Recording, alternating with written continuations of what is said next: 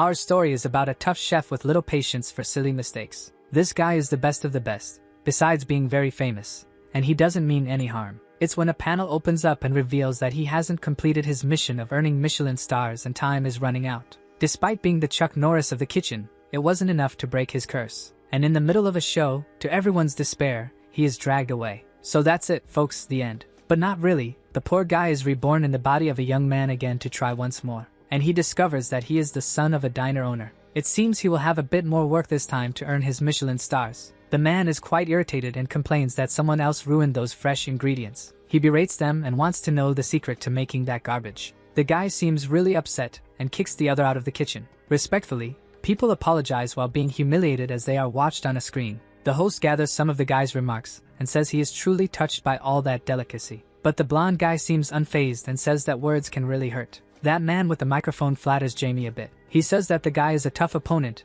and that for the first time he sees someone so calm. And now he wants to test to see if the guy is really good. The Michelin star is the highest honor for a chef and he has 21. The host then begins to review all the chef's accolades. That guy has already written books, won awards in France, among other things. So he sums it up by saying that the guy is really quite famous. Jamie realizes that he is trying to provoke him with everything he says. He thanks him for the presentation but says that just chef is enough for him. The guy provokes him by saying he doesn't know if he can handle it today, but the man tells him to start. Then he asks the chef to talk about the Michelin stars since the audience doesn't know much about it. Excited, he says he will explain the basics. He says that 1 star is given to a restaurant that has exceptional cuisine. A 2nd star is offered when the restaurant is so good that you change your routine to eat there. There is also the 3-star restaurant that makes the experience very special. The host says that instead, viewers might want a more personal explanation. So the man thinks for a few seconds and decides he will explain in a more straightforward way. A 1-star restaurant can attract many customers and sustain itself without problems.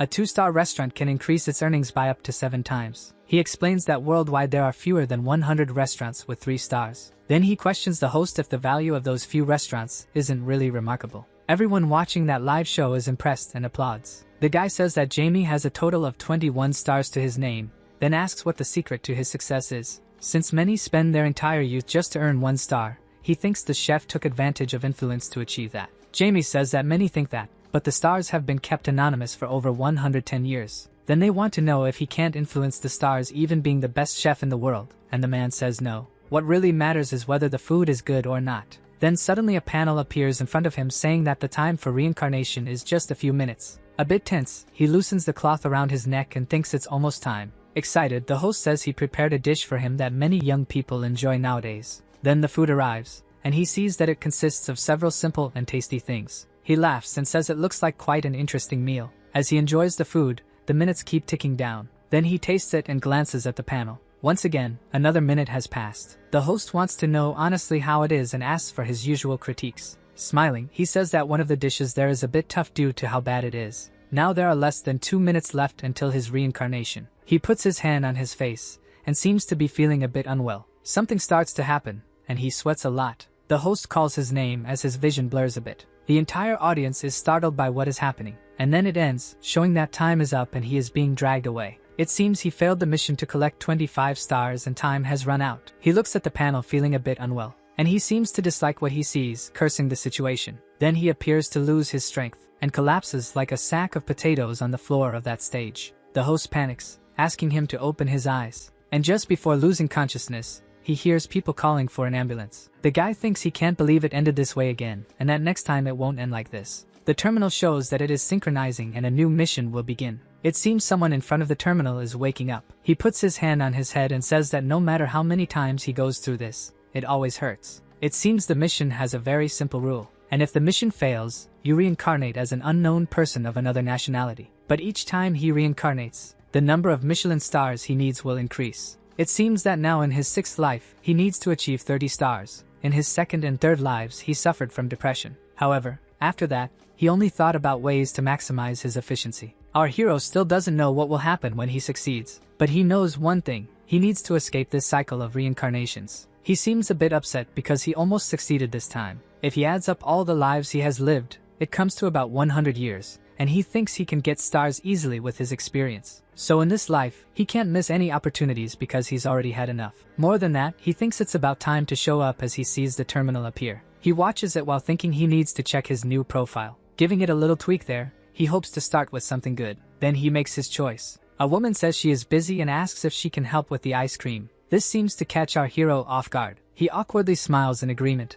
while the woman hurries him. Then Banyu tells his mother that he is leaving. He is the son of the owner of a snack bar in front of the school. And looking at the terminal, he realizes he is 26 years old and unemployed. He feels a bit uncomfortable while fiddling with the sausages. This is Banyu Hyan, and he has reincarnated as the son of the owner of a small snack bar in Korea. Since it is in front of the school, sales are going well, but one thing is certain. He has a very small chance of earning Michelin stars in this environment. Previously, he was the son of a wealthy British family who was excited about his desire to become a famous chef. In his past life, he easily found a direction, but this time it seems he will have a rather rough start. Something catches his attention nearby. An elderly man greets his mother. He asks if she has considered reducing the menu. The man says that running a business can be really stressful and that everything on that menu is difficult. That man is named Baek Won-jang. He has a TV show about street food and is quite famous. The man said he would throw everything away and start over to give that business a boost, and if it doesn't work out, he will join her in management. There are a series of advantages and disadvantages to using the snack bar on the TV show, and the good thing is that it can attract more customers and money. And money is a necessary tool to earn the stars more quickly. The man wants to know if her son will try or not. He feels a bit embarrassed and thinks about the owner of this body, a university student who is exhausting his mother by working hard to earn money. Actually, he is a guy without a job who just stays home eating. He doesn't know how people would react, and some people on the other side of the screen are quite irritated that he isn't lifting a finger. Our hero thinks he can't slack off and that for the sake of the stars, he needs to do everything right. The man tells him that he has given him a week to decide and that he can't appear on television just eating and playing. His mother gets a bit tense while calling his name, but Baek Won tells her to stop protecting him, then asks if he has made his decision. Our hero thinks that of course he will need to act a bit because he needs to touch the hearts of a nation. In a cute way, he says he will do his best. The man gets excited that he has decided this, and our MC knows the power a broadcast can have. Baek Won says he will see him next week while our young man thinks he knows how to manage his image on screen. So he leaves something saying that the basics are written there, and that he should follow this for the next week. His mother steps in trying to defend him, saying it's too much for her poor little boy. They are worried about having left the homework to the irresponsible boy, but the girl says there must be some purpose. Then Banyu takes the lead and says he will do his best. It seems he is an immature son over 100 years old. He then decides to start warming up slowly. A week later at the restaurant, someone seems quite irritated questioning what happened in a week. The guy says he looks like a completely different person and that he's doing great in the kitchen. They question Baek Won wanting to know what kind of training he did for the boy. The guy smiles and says it will be difficult in some time. Looking at the screen, they want to see if he practiced well. Then they observe the young man cooking and chopping while explaining what should be done. It seems the ingredients are quite different from last time and everything looks delicious. That man wants to enhance the menu of the place, and they will include ramen with some extra ingredients. Then he says the question is whether they will be able to prepare all of this properly. They want to see if the homework they assigned to the boy improved his skills while he continues cooking with his mother. The girl is worried if they are doing everything on time, but the host says the guests have arrived and things are going to get crazy. Our hero welcomes the first of them. The guy says a good crowd is coming with him. Then he wants to order 14 fried eggs with rice and 8 ramens in advance. Shortly after, it seems the whole crowd really arrives, asking if the guy has already placed the order. On TV, it says they are packed and losing orders, so they question how they will overcome this. While our hero seems a bit overwhelmed with work, the girl asks her president if this isn't too much, commenting that it seems like too much for beginners. However, back at the diner, our MC moves the knife like a swordsman. Then they say he has impressive culinary skills and start describing each of his movements. He has the ability to cook some things and prepare others at the same time, making everything as perfect as possible. Banyu makes some really nice moves in the kitchen. The guys are genuinely surprised because he looks like a professional chef working, and he only trained for a week. The program host feels a bit tense questioning this. Banyu thinks there's no time to pretend to be an amateur there, because he needs to complete the mission in the best time possible. He tells his mother that he will start serving the rice with eggs. They order 2 more eggs with rice, and the chef confirms. They are asking for more food and she says she will bring everything soon. Our young man says everything is ready and just needs to be plated. The director notices that the position between mother and son has switched, and he is still much faster than her. She is curious because she saw the boy putting cold water in the rice with eggs. The guy explains that frying cold rice can keep it separate and fluffy, but since it lacks moisture, he needs to add water. But he knows he didn't write about this and wonders how it's possible that the boy has obtained this knowledge. He starts to think that the boy hid his skills to appear on screen. Then he asks the director to follow him for a few seconds. One of the customers leaves saying he really liked the food and that he will come back the next day, so our hero thanks him. He breathes a little relieved thinking that everything is almost resolved. He is used to receiving compliments from those people with empty plates in front of them, and this is due to having 100 years of practice. But this might seem a bit impossible for a beginner. His mother seems a bit impressed by this, and he has gone through numerous embarrassments because of it. He has always tried to do his best to maintain control and balance in his reactions. Smiling, Banyu never thought it would be so easy to cook, and if he had known, he could have started earlier. He feels shy and says he practiced a lot last night. He knows that 20 years is a short period and he cannot limit his abilities, and his mother thinks he is wonderful. Then suddenly someone asks if he practiced all night, and that happened. Surprised, the guy says he thought it was a presentation, but now that he is there, he can't believe they are having this conversation. Our hero's mother is happy and welcomes him. He asks the lady if her son is a culinary genius, but she says she doesn't know and that she is happy with his work. Baek Won keeps analyzing our hero, thinking he looks very much like a professional. Finally, he sits down and asks Banyu to make him some fried rice and eggs as well, and our young man gets excited about the idea. Then, shortly after, that food is ready. He observes it with curiosity for a bit. Next, he puts it in his mouth and is taken by surprise. The guy can barely speak. Banyu questions whether soy sauce is the base of the dish's flavor, but it seems to be overshadowed by another item on the menu, the ramen. The guy, very surprised, asks about this. He explains that it wouldn't be possible to enjoy the flavors of both, so he made the fried rice his way, and that while it does have a bit of soy sauce flavor, the butter and honey are stronger. This combination neutralizes the spicy flavor of the ramen. The presenter is very surprised, questioning if he really made this himself. Nearby, the cameraman asks if it wouldn't be inappropriate to change the recipe. The presenter takes another spoonful of that food. He gets overly excited for never having thought of this, and asks him to sell this recipe to him. The cameraman is very surprised by the guy's reaction. The other young man tells him to be quiet and to get a close-up of the president. He says that something simple and delicious like this can only be made by true masters, and that the combination of this with the ramen is truly wonderful. Meanwhile, the other two men filming seem to understand. He comments that the boy is not a disrespectful child to his parents. Then he wonders if this will be the birth of a tremendous star. It seems the guy was right, and they start to see the young man as a star making a big success. The TV program began to spread more and more, and several articles and video clips appeared, which made his snack bar crowded. Excited while cooking, he announces that more dishes are ready. This happened in the 5th week after he reincarnated in this body, and it seems the snack bar remains crowded. All of this is great for making money, but at the terminal,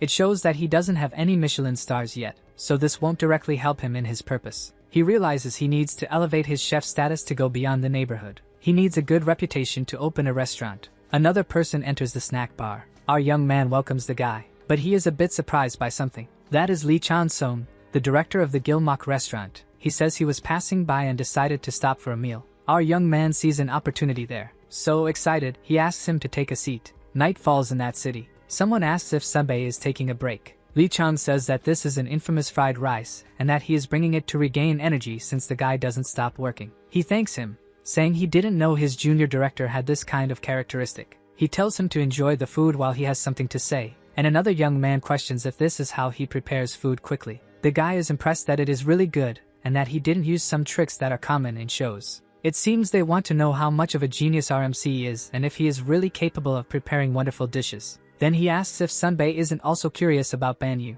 The guy then understands the purpose of this. He wonders if the point is that he wants to recommend the young man for the Wonderful Chefs program in Korea, where Kim Soo is the producer. It seems the guy was so speechless that he agreed to help and now got himself into this mess. He thinks the young man is clever and capable of highlighting the crucial aspects to demonstrate his strengths. It seems it's not just his way of cooking but also how he expresses himself, and he definitely doesn't seem like an ordinary person. He adds that the guy seems to have that star quality, and that it will be better for everyone if he does well on the show. The guy says it was great for an immature child to save the snack bar and then become a chef to make his mother happy. Banyu is gaining a lot of success on social media, and it would be good to take advantage of this explosion. Kim Soo comments that he wants to take advantage of this because it is an era where everyone is forgotten very quickly. The young man asks if that's why it's difficult to invite him to the shows, and the other one says yes. Suddenly he notices something and you ask if that's why Kim Soo is worried. For the Wonderful Bosses program in Korea, the brutal culinary challenges are selected in 2 ways.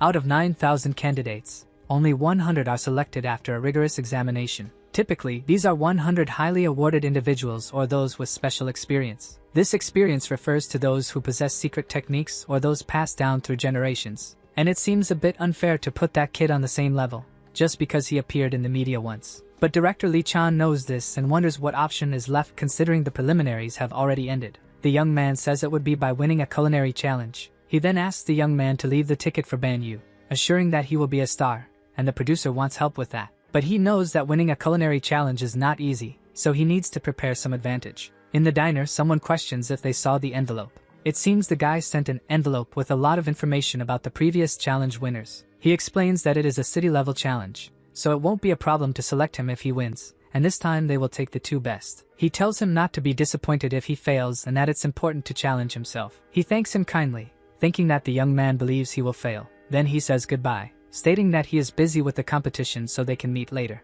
That competition consists of 2 rounds. The first round focuses on making special dishes, while in the second, the ingredients are provided by the organizers. It seems that high quality doesn't need to be shown in the first round, and without showing the basics, he will already attract attention. He thinks about making a family-friendly and easy dish. He remembers when he made shepherd's pie, which he made for a show and is a perfect meal for the occasion. His mother says it's her day off and asks if he is cooking again. Kindly, he says he needs to train for the culinary competition, but she insists that he should rest a bit. He says he is fine and that she should rest because he will prepare a special dinner for her. She becomes all giddy and amazed by her angelic son. RMC thinks that the original owner of the body was quite disobedient, since she gets all happy over anything, and he decides he will be the son of the year from now on. All excited, the mother says she will hang up and call back later. She becomes curious, asking how he is doing, and it seems he is using bones to make the chicken tastier. Then he goes to the cupboard and says he has something more, showing a jar and saying it's marinated potatoes with meringue.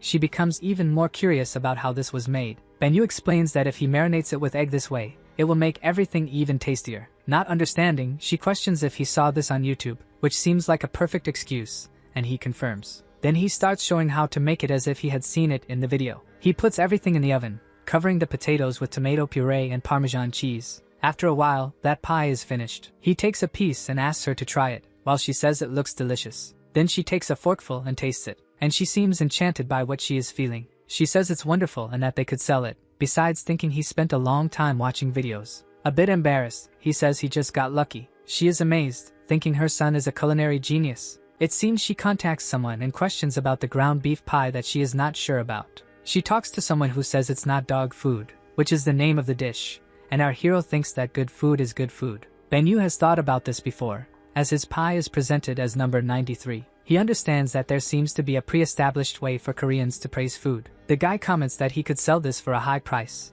and the woman says she never expected to taste something like this in a food competition. They are very impressed with the flavor of the food and call more people to taste it. It seems someone wants to eat more, but the man warns that there are still judges who haven't tasted it. Beth, the culinary researcher, is impressed with the flavor of the cheese and the other ingredients in the pie. Jack Kim, who has 2 Michelin stars, questions why he used beef instead of lamb. Our hero explains that he chose beef because he thought it would please more people. It seems he used British techniques to make the potatoes, but when asked if he studied there, he says it was nothing like that. The guy also realizes that he made his own tomato puree. He praises and jokes that he should learn from Ban Yu. Our hero feels embarrassed, saying that it's too much praise. Then he says he has another question, and our MC notices that he seems quite curious about his recipe. He remembers that he was exactly like him in his second life, and that the guy appears to be a junior who works hard. In the end, the man was not being heard. Someone calls for Jack Kim, and he says he's on his way. They want to know what he thinks of the competitor, and if it doesn't seem like a scam since he was a street cook. Jack Kim says that his level seems professional and that even though he calls him a genius, it seems like there's something different about his skills. Excited, the woman asks if the dynamics of the competition will change, and the guy still doesn't quite believe in the young man. Meanwhile, Jack Kim is puzzled by that smile. It seems he smiles like a child and feels like a grandmother with her grandson. Sometime later at the Seoul Culinary Competition, the man with the microphone presents the Culinary Survival Competition. This is the 14th competition, congratulating everyone who made it this far, which were exactly 31 people. He explains that round 2 is where you can showcase your techniques with the selected ingredients. Then he reveals that the main ingredient is here.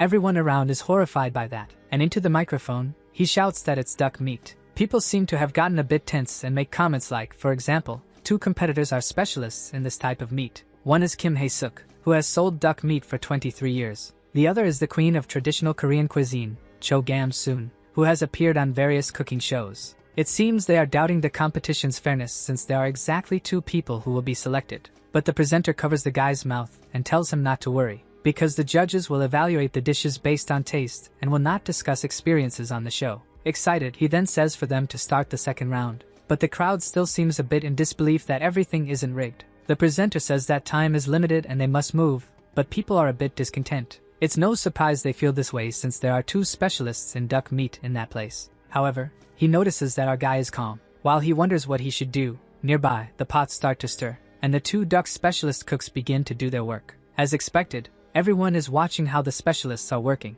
They intend to try to gather some information to produce their dish. But he knows that it's impossible to have confidence in oneself if one is copying others. So he becomes curious to know how Ben Yu-hyung is doing. While he works, the judges pass by his station. She asks what kind of food he intends to serve, and our MC says he plans to use the duck breast. Chef Kim Song-ho, head of the Blue House in South Korea, says he will have to stand out since many are making this dish. The guy thinks that's true and that they might be disappointed compared to the first round. Kim Song criticizes him, saying he needs to have a sense of challenge and determination, and that doing the same as everyone else won't get him anywhere. He walks away saying that in his time, copying a recipe would result in an automatic disqualification. While the other woman says she's eager to taste this, and our hero says yes, he will show the difference in his techniques. Jack Kim is impressed by how he doesn't let the judges' criticism interfere with his mental state, and he thinks it will be really cool if he can show that difference during the competition. Our MC continues working full of confidence in his dish. Sometime later, that beautiful dish is served.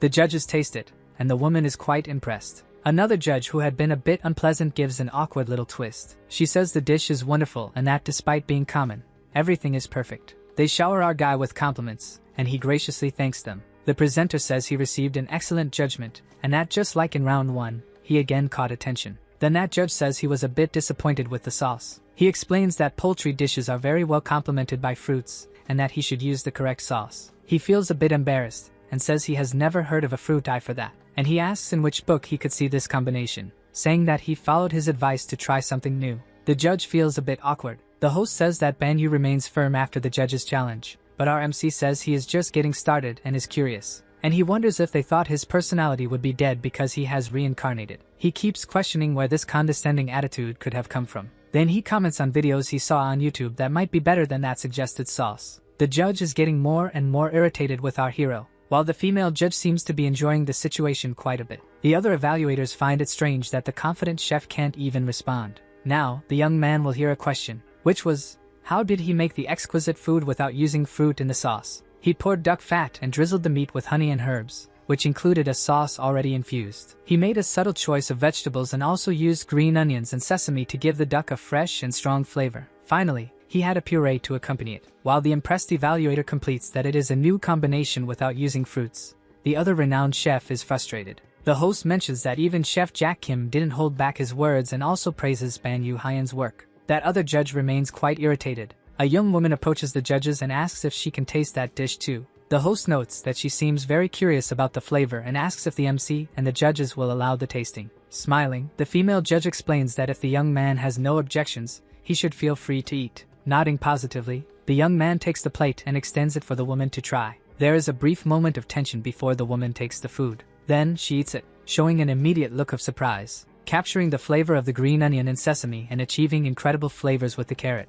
The duck meat is refreshing, rich, and tender. The woman feels a bit embarrassed but will ask for a favor. She humbly requests that Ban Yu-hyun teach her how to cook that dish. Impressed, our hero thinks that even someone who has been cooking duck for over 20 years asks to learn something new. Knowing that this is not an easy attitude, he admires his colleague and happily accepts her request. The judge observes them in silence. "My young man, have you ever thought about learning to cook professionally?" he asks. He also says he can't forget the dishes made, that there are more things he wants the boy to learn, and asks for his contact information. Our hero, for a moment, doesn't even know what to say. That man is an incredibly skilled chef who even has 2 stars. He remembers another competitor who has 21 Michelin stars and thought he had nothing to learn from the MC and that he wouldn't thank him if he learned something. The young man thanks him for the offer but explains that he is busy managing the shop with his mother and that he will visit the chef later. Jack Kim laughs as he says he didn't expect to be rejected, but he understands that he made an offer out of nowhere. He insists, however, on knowing the recipe for the pie,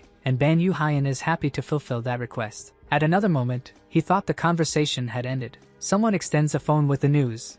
Jack Kim's curiosity about our hero's skills. Another post talked about the MC's refusal to learn from the culinary genius. A boy asked Ban Yu-hyun if he really said all that. "I said something like that," he replies, thinking that the Korean media is more intense than he imagined. The other young man thinks that people like stories that generate debates and shows his phone. There is an article that says, Yoon Jong-hyun, a determined candidate to defeat the protagonist. He takes the device to read the post. There is a person with the nickname Anonymous00, saying that it is normal to lose to a good disciple like Jack Kim's. The young man questions how he dares to be so arrogant. He is quite upset about the situation, and he thinks that even if he does his best, as a beginner, the guy will attract all the attention. Someone thanks Mr. Yoon Jong for participating in the competition. The guy says they will capture his daily life in the kitchen on camera. They expect a lot from him for being Jack Kim's disciple, so he asks if he is confident about the competition. Smiling, the young man says he wants to show his skills because good results await him. Then he is asked about wanting to go to the championship and reminded about Ban Yu.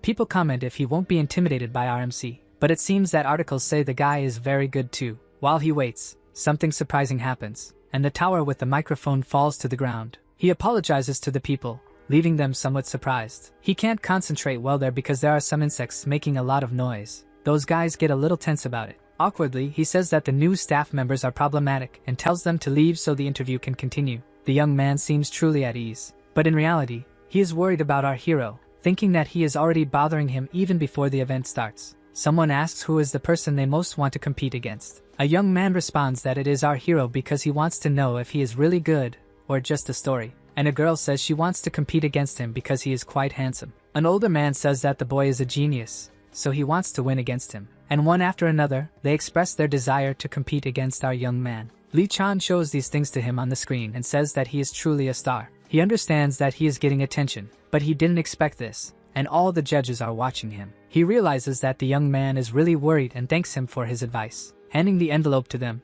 he says he prepared information about the judges. It seems that all the judges in the competition are renowned chefs from South Korea. This is Kang Yo-han, a renowned chef who has 11 Michelin stars and works in Dubai at a 3-star restaurant. This other one is Choi Hoon, the only chef who received 3 Michelin stars in France. Kim Ae-ran is called the mother of Korean cuisine and loves national recipes. It seems that with the cross-referenced information, seafood is a good option mixed with the idea of fast food. While he is explaining, our hero makes a cute origami, and the young man gets quite irritated by this. He thanks him kindly for the advice but doesn't want him to feel responsible for it, and he has already decided what dish he will make. The young man is curious to know if it is a dish he is confident in making even as a novice, but he responds sweetly that he always watches YouTube and picks up bits of information. It seems he will have to maintain this cheerful facade for some time. After all, from his perspective, it is normal to be anxious. For him, it's not as if he doesn't know how to act since he has lived this for 100 years. And the most important thing is that he just cooks as he is used to doing. He begins to believe that he can succeed in this life if he endures the reality of what is to come and achieves good results. Sometime later, in the studio, everything is ready and the lights are on. The man is quite excited, saying that the start of the competition has finally arrived. He welcomes everyone and introduces himself, saying that he will be the host of this survival competition. Our hero thinks that he is not the main character, yet he still makes a lot of noise. Now that he has introduced himself, he will start presenting the judges. Then they begin to enter the program. He says there is no way not to know those people. He then introduces those 3 renowned chefs. Everyone comments on the chefs, and it seems there is a rumor about Kan Yo deliberately pursuing others. And now that everyone has been introduced, the mission will be explained, and to move on to the next, they need to complete the previous one. It seems that in this round, they can do whatever they want, and he is expecting to see a good variety of seafood. He knows there might be a bit of tension from not knowing what the others will prepare. It seems that the production received each participant's special dish in advance, so they will reveal them on the screen. All the participants are horrified by this. It seems that the screen shows the list of all participants, and there are indeed a lot of seafood dishes along with difficult ones. The young man observes Ban Yu on the screen with the description of his dish, and nearby, a guy watches him. He gives a satisfied little smile. He thinks this is the disciple Jack Kim he saw in the article, and it seems they will cook exactly the same thing. He thinks that the characteristic of the scallop depends on the chef's skills, and that is why he chose this option. He thinks a bit about the situation, and comes to the conclusion that it seems the other young man did not choose for the same reason. Generally, that boy seems to be more confident. The host asks everyone to go to their station and then present their dishes. Director Kim Soo observes closely. The chef's team comments on the fact that both ended up declaring the same dish, and that it was a bit strange. Lee Chan clearly looks a bit tense about this situation, and mentally apologizes for not being able to help with it. Some time later, he is a bit worried about whether he is having problems with production, and if he will lose his job. He lights a cigarette thinking that this could be a disaster, and questions how he could have not been afraid to speak in public. The guy almost gives him a heart attack by saying he can't smoke there because it's near the restaurant. He adds that it seems some people don't follow the rules around there, but the young man feels super embarrassed and apologizes. He takes advantage of the situation and says he will give him a chance to apologize properly. The guy gets a bit tense and wants to know what the idea is, but the young man wants to ask him a favor. Of course, the favor he wants to ask is about our hero. The director remembers that situation where he ended up talking too much about our young man's dish. Someone questions why Ban Yu has such a bright expression on his face. It seems like he is enjoying something, and his expression is indeed one of satisfaction. The director thinks that even though he seems quite confident, he is exaggerating a little by making the same dish as the main candidate. Our MC continues cooking, very excited. He has never seen a competitor challenge himself like this before. He wonders if he realizes who he is competing against in terms of experience, but finds it very pleasant that a junior wants to compete like this. Sometime later, those works of art are ready. The presenter introduces both dishes and says it will be a great competition between Ban Yu and Yun Jiang. It seems the judges are tasting Yun Jiang's dish first. One of them seems to have really enjoyed what he tasted. They comment that it feels like they are in a wonderful restaurant, and that the flavor is truly great, while the young man thanks them. Then the presenter adds that it is very rare to see so many compliments coming from the judges' panel. Now it's the next competitor's turn, Ban Yu, and he asks if he is nervous about making the same dish. But he says no and that it's not a problem since each one is showcasing their unique dish. The presenter thinks he is quite confident. Yun Jiang thinks he is a bit arrogant for being so confident against the head of a restaurant. Now it's the judges' turn to taste our MC's dish. They put that food in their mouths, and in the next moment, they seem to have been hit by something. Passing the fork over the plate, one of them comments on something. They start talking and whispering about the dish. Another guy is satisfied because he thinks the judges are shocked that the dish is terrible. One of the judges is really shocked by this, and he says it is the most perfect flavor he has ever tasted in his life. His opponent becomes tense and surprised by this statement. Then one of them questions what he used, asking if it was watercress. He confirms, saying yes, and that he made a watercress butter sauce on top. He explains the whole process he went through to make it incredible. He adds, to everyone's surprise, that the puree is not made from broccoli but from cauliflower and peas because he wanted a unique flavor. The judge says that this combination was indeed a surprise and that he didn't know it would pair so well with the rest of the dish. Then the presenter offers the apron as a symbol of success since it was the highest rated dish in the competition. Humbly, our hero thanks, and his opponent is stunned by what he is seeing. Kim Ae talks about Yun Jiang, saying he was also wonderful. Our hero goes to a table and says he will take it to him, and he hands him an apron, clearly in a provocative manner. Then he adds that it is a promise for them to have fun together in round 2. While the guy gets quite irritated, he says he is looking forward to his cooperation. An excited judge says that this talent can only be described as genius. Baek-won says that the kid is really amazing on the show, and that he believes he is already better than himself. His mother appears crying on the show, saying she is very grateful to her son. He gets excited, saying there are many articles and clips, but she feels a bit embarrassed for crying. She becomes super shy and gives him a playful slap for saying she looks as beautiful as a 20-year-old girl. Then she stands there amazed by this while our hero is overwhelmed. She says she knows he cooks better but asks if he wants her to prepare a snack since the recordings will be long. And trying to hold on to life, he says that sounds great and accepts the snack. She worries if it's okay for him to record with Yun Jiang since it seems the guy doesn't like him. But he tries to appear unconcerned and says they are just cooking. He says that now they are all adults, so there's no reason for them to like each other, then turns around and says he's going to the recording. But he's worried, thinking about what he can do if the guy hates him, and that if he cooks for 100 years, he might become as good as him. Besides, if he's so jealous of his skills, he should own it and live his life for himself. Sometime later, Kim Hae seems amazed by something. The woman is very happy that he shared his duck recipe. She calls him a teacher and says he's a genius, mentioning that only those who made dishes with scallops were not eliminated. He feels a bit awkward and thinks that the atmosphere there is a bit heavy. He adds that now everyone wants to avoid using the same ingredients as him,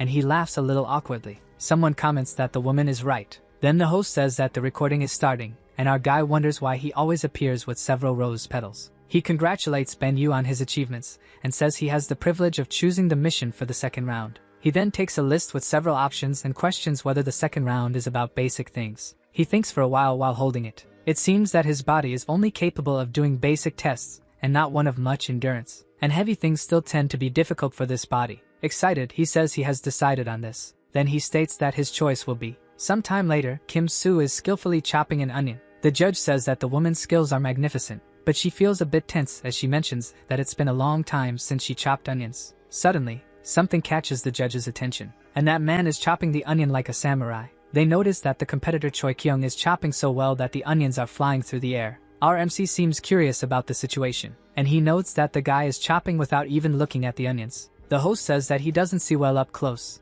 yet he shows his incredible knife skills. Then he asks what he can see, and the competitor says he only sees simple shapes. When asked, he says he can cook by following his feelings. One of the judges claps and says he passed, and it's amazing that he can chop the onion without even seeing it. He gets excited, questioning if he really made it. Then the judge gently says that he has already shown enough and can go up the stairs, congratulating him. Thus, he moves on to the next competitor. And now it's our MC's turn, who also chops the onion properly. He continues chopping that pile of onions perfectly. One of the judges says that compared to Choi Kyung, his quality is average. But he thinks he disagrees because the speed, precision of the cut, and movement are all above average. In addition to being careful not to extract too much juice from the onion, he believes he is being targeted there. A crew member holds up a sign saying to be a bit tougher, while the judge says he also did well. He mentions that the man, despite being visually impaired, did perfectly and asks if he wants to try a bit more. Everyone watches him smiling gently, and our hero returns the kindness. He thinks he is being provoked to act in a specific way. Suddenly, the judge is surprised by what he sees.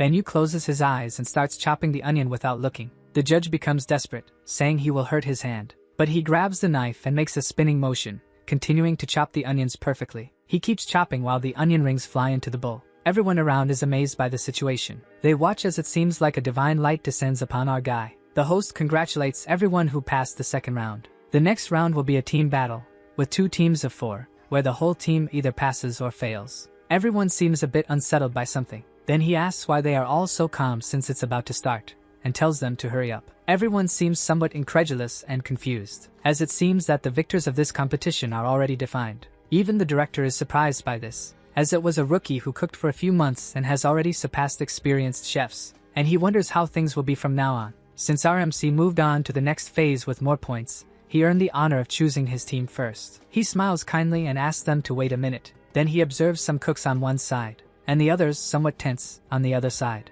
He becomes a bit thoughtful about whom to choose. Regarding that guy over there, he thinks he has a sense that could be useful. The host says he needs to choose quickly because if time runs out, he will move on to the next. Then, pointing gently, he says that those will be his team, indicating Ms. Kim Hae as the first member. Next, he chooses Choi Kyung, who is the guy with vision problems, and he builds a little suspense about who will be next, but ultimately selects Yoon Jang as a member of his team. He himself seems to not understand anything. Inside, he thinks of him as a filthy brat for giving that kind of look after being chosen but tries to be kind. One of the judges would like to know the criteria he used to choose his members. Banyu confesses that he didn't think much about it, but if he had to answer that question, it would be to maximize efficiency. Questioned by the judge, he asks if that arrogant kid could step back a bit, because he needs to pick one more person for the team, so he would like to ask for a favor. The guy trembles a bit, becoming somewhat tense, and filled with anger, he says it's fine. Banyu realizes that the guy acts this way but has a good heart deep down. Then turning to the others, a woman raises her hand quickly. Min Seo raises her hand and says she will do her best. The others notice her there with her arm up, and everyone starts to imitate her,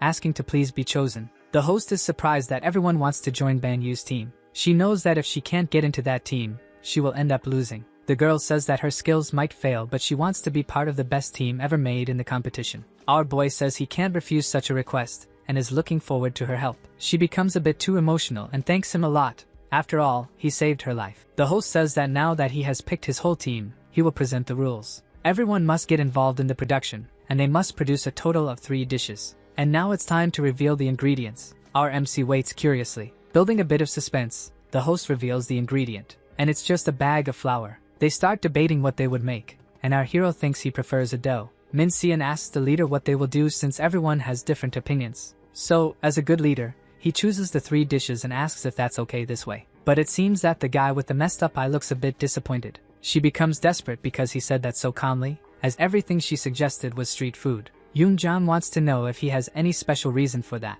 But our MC responds that instead of wasting time on that, he decided something based on the team's ideas. The girl becomes desperate because it seemed like he hadn't even thought about it. Banyu says it would be a bit complicated to change a team member now, and the girl panics, saying she will do it. Then the rest of the team says that this is what the leader decided, it's decided, and they need to believe in him. The girl finally gives in but notices that all the others seem to be making fancy dishes, and she wonders if Korean street food can really win against the others. Then she approaches and makes a decision, while our hero tells them to do it with energy. Like in a song, the kitchen needs someone to coordinate all the movement. In his previous life, his temperament was quite explosive doing this. But there, as a novice chef, he is kind. He asks Choi Kyung to be careful with that rice, giving some instructions to the man. He also approaches Yoonjang, giving him some instructions. Then he starts to explain the space he should create to achieve more flavor and a better texture, in addition to explaining how to neutralize the strong flavor of one of the ingredients. Now he will pass some instructions to Hae-suk, asking her to prepare the necessary ingredients for the sauce. She feels a bit insecure and questions if he really thinks she can do this. But he reassures her, saying he will taste it and that she is great, making her happy and thankful to have him as a teacher. Then someone calls for the team leader. She is stirring things on the fire, asking if everything is okay, but it seems a bit strange. He is shocked by that and internally wonders if she is making dog food. But that would be how Jamie would speak. He continues to be a novice with no Michelin stars and needs to be wise. So he approaches her, saying it seems like she's not doing well, asking if he can show her how to do it. He takes that thing and starts to gently demonstrate. He shows the tricks to peel that food. Then with the giant shrimp, he also teaches her how to clean it thoroughly. He explains that the dough should be made with cold water, as this will give the food a crunchiness. Then he asks her to try, and the girl feels tense yet excited, thinking he is truly a genius. Our hero is quite satisfied as everything is going well with the team, and now he needs to focus on the flavor of everything. Strategically, he thinks that since he is in a program like this, he should use his charisma to the fullest. He then becomes a rather dramatic protagonist. He claps his hands, saying everyone is doing well but that they need to speed up a little, and the team responds in a friendly manner.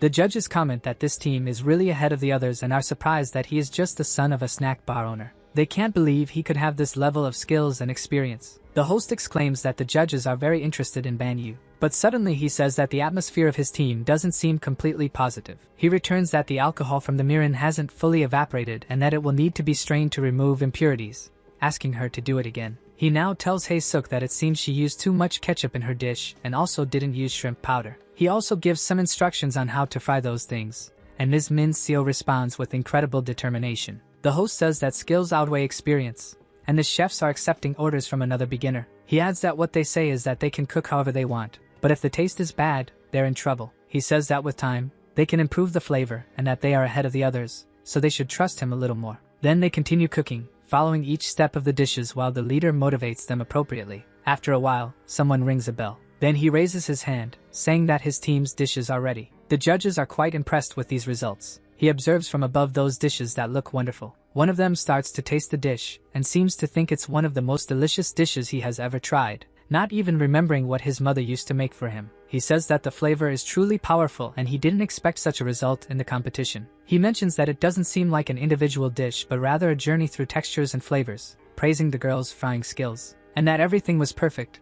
Plus the team had great synergy, so they passed this challenge. She hugs our hero, happy that the judge liked her frying, and the other woman says she knows they won't win because they have a great leader. The man with the bad eye says it's a great moment. The arrogant guy says he doesn't feel that way, but winning is winning. Min Seon says she will take it as a sign of great gratitude, even though he is a stubborn mule. After the judge's evaluation, all 4 teams are approved and can taste the other dishes if they want. They are impressed to see the dishes from the other teams. Sweet Min Seon seems to be really enjoying that tortilla, and they talk about the good flavor choices. She asks if he doesn't want to try it, but he says he's already full, so she can go ahead. She can tell just by the level of cooking that it must be terrible, but she will keep her thoughts to herself. Then suddenly, the host dramatically raises his arm and tells everyone to stop. He also says for everyone to stop what they are doing right now. And shouting into the microphone, he announces that the next round will begin. He says the next mission will be to imitate the dish from the other team, and since they are already in front of that counter, they can take those ready dishes, unless the exciting team showdown is about to start again.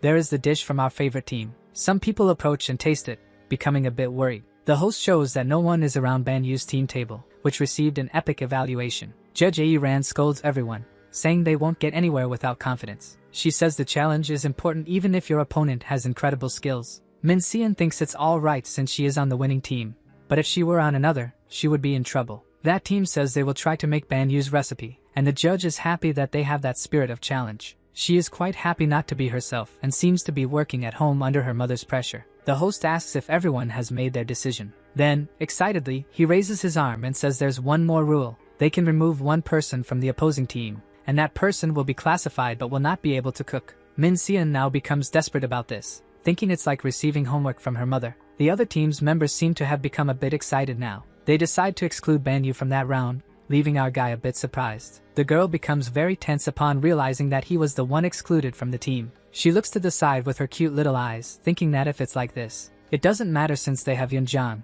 who was originally the candidate to win the championship. So before leaving, he wants to say something. They don't need to invent anything, just improve the basic quality. Worried about his team's performance, he starts talking about the ingredients and how they should proceed. However, at that moment, Yunjiang thanks him, interrupting. Then he says that now is their time to shine. He is surprised by this, and the guy seems surprised too. So what's left is to thank him and say they will wait for him in the next round. The girl thinks he is very proud because when someone gives you a tip, you should accept it. Now that some have been excluded, the competition must continue. Ben Yu watches from afar, hands tied. He knows that everyone wants the spotlight to be able to stand out, and he is not the only candidate for the championship. Suddenly, someone calls for our hero. Kim Soo approaches, saying it's a pleasure to meet him. He comments that he has a lot of screen time and that depending on some factors, he could become famous. Our hero is surprised by this. He says that fame can be very good but can also be exhausting, so he should prepare well. He shares that he has been in this industry for 10 years and has a good intuition about the programs, believing this one will be a success. While our guy drinks, he thinks that you never know. Soon after the first episode of the challenge, the diner seems to be packed. Many people are there filming and taking pictures, when suddenly, our hero opens the door, making everyone very excited. He calls for customer number 260, saying he will receive him now. But he asks him to wait a little longer, apologizing. People seem entranced, saying they could wait even 3 more hours, and that he should also take care of himself. It seems everyone is full of love for him there, and our guy feels a bit shy about it. Then he goes back inside, closing the door. He thinks he underestimated the power of K-pop and is feeling very tired. While he observes his mother serving the dishes, he notices that his mother always seems happy despite working a lot. Finally, night falls at that diner, and the woman seems very happy about it but acknowledges that her son is working too hard. He says it's nothing and asks if she needs to buy more knee pain relief stickers, but she says she still has some. Then she takes a few things and places them on the table. She says they mentioned he has been very busy, so they left some business cards for him. It seems they are from some famous companies interested in our hero. She is curious about a dish they are discussing that is not served there, but he says it was from the TV episode. Of course, he is happy to be coveted, but what he needs are Michelin stars. He doesn't have time to be a businessman, so he asks if she is short on cash. But the woman seems happy and says that for her, it is enough. This also leaves our hero quite satisfied. He comments that he is relieved about this, throwing the cards in the trash. He adds that this is not what he wants, explaining that if they rise higher, they should not fight. It hasn't been long since the episode aired, but it is already a huge success. Our MC receives several proposals from important companies. In his past life, he had experienced something like this, and at that moment, he remembers another life where he had problems. To get the stars he needs, he has to focus well, and if he takes too long, he may not have chances. A few days later, at that diner, his mother was cleaning the tables, until something catches her attention. Some people enter, and she says the kitchen is closed, so they feel a bit embarrassed. The guy, feeling awkward, is looking for Ban Yu. She thinks he is one of her son's fans. At that moment, RMC arrives and asks if there are more guests. He kindly asks the men to sit down while his mother steps away so they can feel at ease. Instantly, everyone offers a business card to our hero. They say they really wanted to meet the young man. One of them is an executive chef from a hotel, and after seeing his program, he became very interested in recruiting him. The older man introduces himself, saying he is the kitchen assistant of a second hotel, and wants to help them with their research. Lastly, the mustache man states that he is the executive chef of Dining Impress, adding that he can gain experience with his hotel. Our hero says he appreciates all of this very kindly, and he asks for some time to think because all of this was very sudden. As he expected, people would start coming in person to try to recruit him. While looking at the mountain of papers, he thinks it is difficult to make a choice. But even so, starting as a manager or a junior supervisor seems to be his only option, just like in his past life. Yet, he still believes he might receive some other crazier proposal eventually, leaving him even more in doubt. Some time later, back to the competition. He meets with his competition team. He is very happy that everyone has passed. She says it was because of his influence. She adds that today they are expecting a lot for the recordings to begin.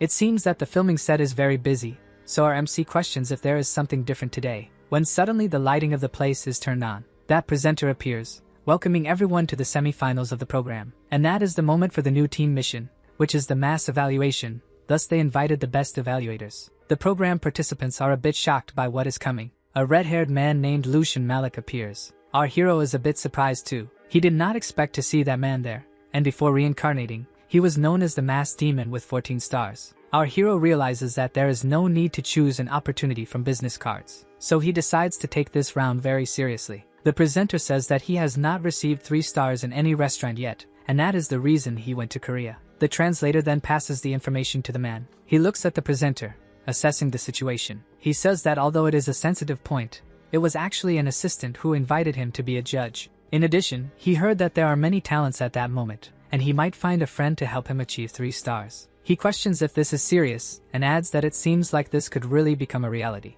Our MC thinks that he has become a TV personality, and is charming as people react to his comments. He believes that if he does everything right, this might not just be a random comment. There are 2 successful competitors and 45 masters of mass, and it seems that those numbers really catch attention. The presenter says that the 4 teams will be determined randomly. Each team must choose their dishes but must share. And now it is time for him to announce the teams. The first will consist of our MC, along with Hae Suk and also the cute Min Seo. The second team will consist of Yoon Jang, along with Choi Kyung and Choi Hyun. Then he presents the members of the third team and also the fourth team afterward. The girl is very excited to be on the Geniuses team again, and since Yoon Jang had the best performance in the previous round, he can choose the specialty of the menu first. So he says that their team chooses pasta with seafood. The presenter says that now it is time for the other teams to choose the menu they prefer. Min Seon, excited, asks the team leader what they will do. It seems that he then chooses something simpler, spaghetti aglio e olio, leaving the girl a bit tense. Smiling kindly, he says they will compete using the most basic of dishes.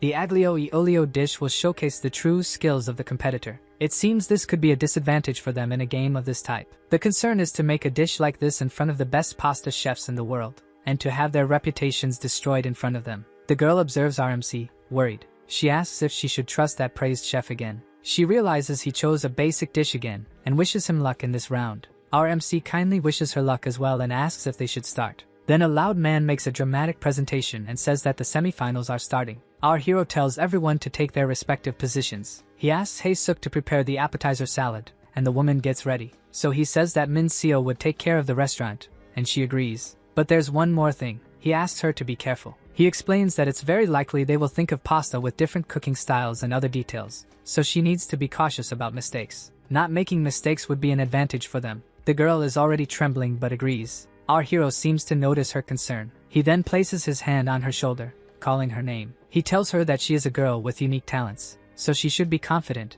and also show her fighting spirit. Suddenly, she becomes super motivated and says she will do it. And you think she is a girl who focuses more when encouraged, even though she looks quite flustered with her overly red face. He is a bit pensive, wondering what kind of food Lucian Malik would order. But thanks to his experiences from past lives, he believes he can anticipate this. All excited, Min says the dish is garlic and oil pasta with salad and then asks how he wants it served. People start making their orders, and the girl begins to take notes. The evaluators then place orders with a lot of detailed requests, and she notes everything down. Then she realizes it was exactly as the leader had said. They are doing this intentionally. As she was about to leave, it seems one of them would like to make a special request for that. He wants his pasta to be only 65% cooked. Lucian Malik adds that he would like all the pasta to be cooked this way. The young man says that's what he said. The girl becomes a bit tense and asks if he really wants it 65% cooked. She wonders if they wouldn't all have the same flavor. Worried, she says it won't be easy and that they ordered the pasta in various different ways besides that 65% story. Smiling, he explains that he just needs to adjust the boiling level after the pasta is al dente. He tells her not to throw away the water because it should always be reused, as it will leave the pasta with more starch. Min Seo asks if it's because of the oil, and the young man says yes, that it's the starch that allows the garlic to stick to the pasta. After that part, it's simple. Just add olive oil and fry with the peppers and garlic. He asks for the garlic to be sliced and not crushed, as this will add more flavor to the dish. But she still doesn't understand about the pasta cooked to 65%, thinking it might be a bit undercooked. They say it seems the request is to cook it only to 55%. It looks like it's turning out quite beautiful. She says the smell is wonderful and that the smell of cheese is the best. Our hero asks her to prepare the dishes. Then she comes carrying a bunch of plates, saying they are ready. The salads are also ready and plated. Holding that plate as if it were a treasure, she says the first pasta is ready, then asks to serve Lucian Malik. She approaches nervously, and places the plate in front of him, saying it is garlic and oil pasta cooked to 65%. The man evaluates that dish. It really looks like a work of art. He is surprised that everything looks perfect but doesn't show any reaction. Now he is curious to know if they managed to achieve 65% cooking. After all, this is a culinary survival game, so he puts that pasta in his mouth. And in the next moment, he seems to be in shock. He remains silent for a few seconds without showing any reaction. He makes a strange request. He wants all the garlic and oil pasta on his table. Min Seo doesn't quite understand the man's request. However, he wants to taste absolutely all the pasta that was made. Sometime later, a bunch of wonderful dishes are in front of him. The people around are curious and tense at the same time. Then the man tries another one of those dishes. A girl comments that he hasn't even looked at their pasta, and the man continues tasting each one of them without showing any reaction. He thought all those dishes would fail, but all the dishes are cooked to the same level. Moreover, the dishes are completely perfect, and there are no issues with them. He stands up, taking the plate to the other evaluators, saying they should try it and see how wonderful it is. People taste the food and realize that the man was right.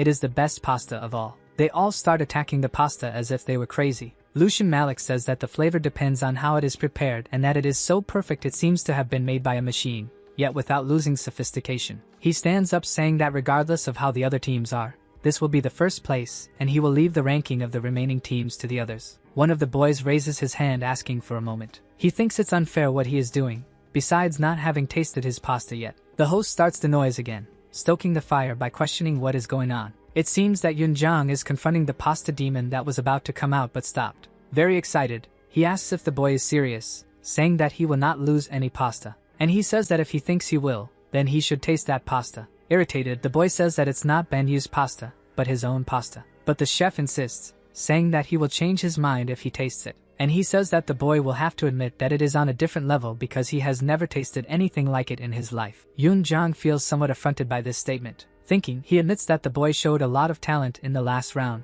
but he doesn't want to lose the opportunity to cook with Lucian Malik just because of that guy. Moreover, that is not going to happen, so he should taste that food. And in the next moment, he seems to be in shock. He appears to be floating, unable to believe what he has tasted. That thing is so delicious that it feels like it's dancing in his mouth. The oil and the herbs make the umami spread throughout his mouth, and it makes him happy every time he chews. Devastated, he cannot believe that the son of a diner waitress can create something so wonderful. He wonders how this is possible. Someone says that the person who can answer the questions has apparently arrived, and our hero is coming back into the kitchen. Someone comments that he shocked the judges and that Yunjang is arriving. Lucian Malik says that it seems he is the chef who made that pasta. Then he questions how he learned to cook something so grand. He concludes by asking if the young man would like to work with him. The presenter is in a frenzy, saying that after just cooking one pasta, he received a job offer from the man himself, and that suddenly the son of a diner owner was noticed by a world-class chef, and that is incredible. He is getting a bit tired of so many exaggerated compliments about everything that happens on the show. Lucian Malik questions if he is reluctant, fearing being treated as a dishwasher. He confesses that he wants to place him in a new restaurant as a saucier chef, but of course if he accepts the offer, he will still have to go through a series of qualification tests. Our hero is thoughtful about that proposal. That proposal may seem unconventional, but it is a great opportunity, and he needs to think carefully. He then decides to try to throw out a bait. It's a generous offer, but he is a bit worried. He wouldn't want to leave his mother alone, and just the sauce part isn't quite what he envisioned for his future. The translator passes everything back to the man again. Excited, he says that since the young man has skills that surpass this position, he might offer a position as sous chef, but he cannot offer such a high position to a newcomer like that. He says that as a sous chef, he would organize the chefs in the kitchen and asks if it wouldn't be too risky to trust this position to the boy. Benyu still intends to argue. Then he asks if by any chance he wins this competition, could he consider himself an experienced chef instead of a novice? Lucian Malik is a bit surprised by this. Everyone around is somewhat in shock as well. The presenter is again overly excited. Yunjang seems a bit envious of him. Then the renowned chef says that he is right. Smiling, he says that he is no longer a novice, and our hero gives him a gentle smile. That boy looks incredulous as our hero negotiates with the famous chef. And finally, Yunjang, who was so confident, admits his defeat after witnessing that. Some time passes in that place. Our MC is on stage with a beautiful trophy. He displays it while everyone takes pictures. Despite being disappointed, he congratulated the boy on his victory, and Banyu returned the kindness by going up to him. That was a memorable moment for our hero when he was recognized by his first rival. Someone asks if there is any memorable moment with him, and Kim Hae says she feels like she has improved a lot because of the boy. She didn't expect diner food to be so wonderful and thinks about opening one now. As for Chef Choi Kyung, he said that the old team leader was the best and very charismatic, and he confesses that he was impressed to see his knife skills, motivating him to train as well. He says that just like the team leader, there are really high-level chefs around the world. Finally, Min Seo is also interviewed.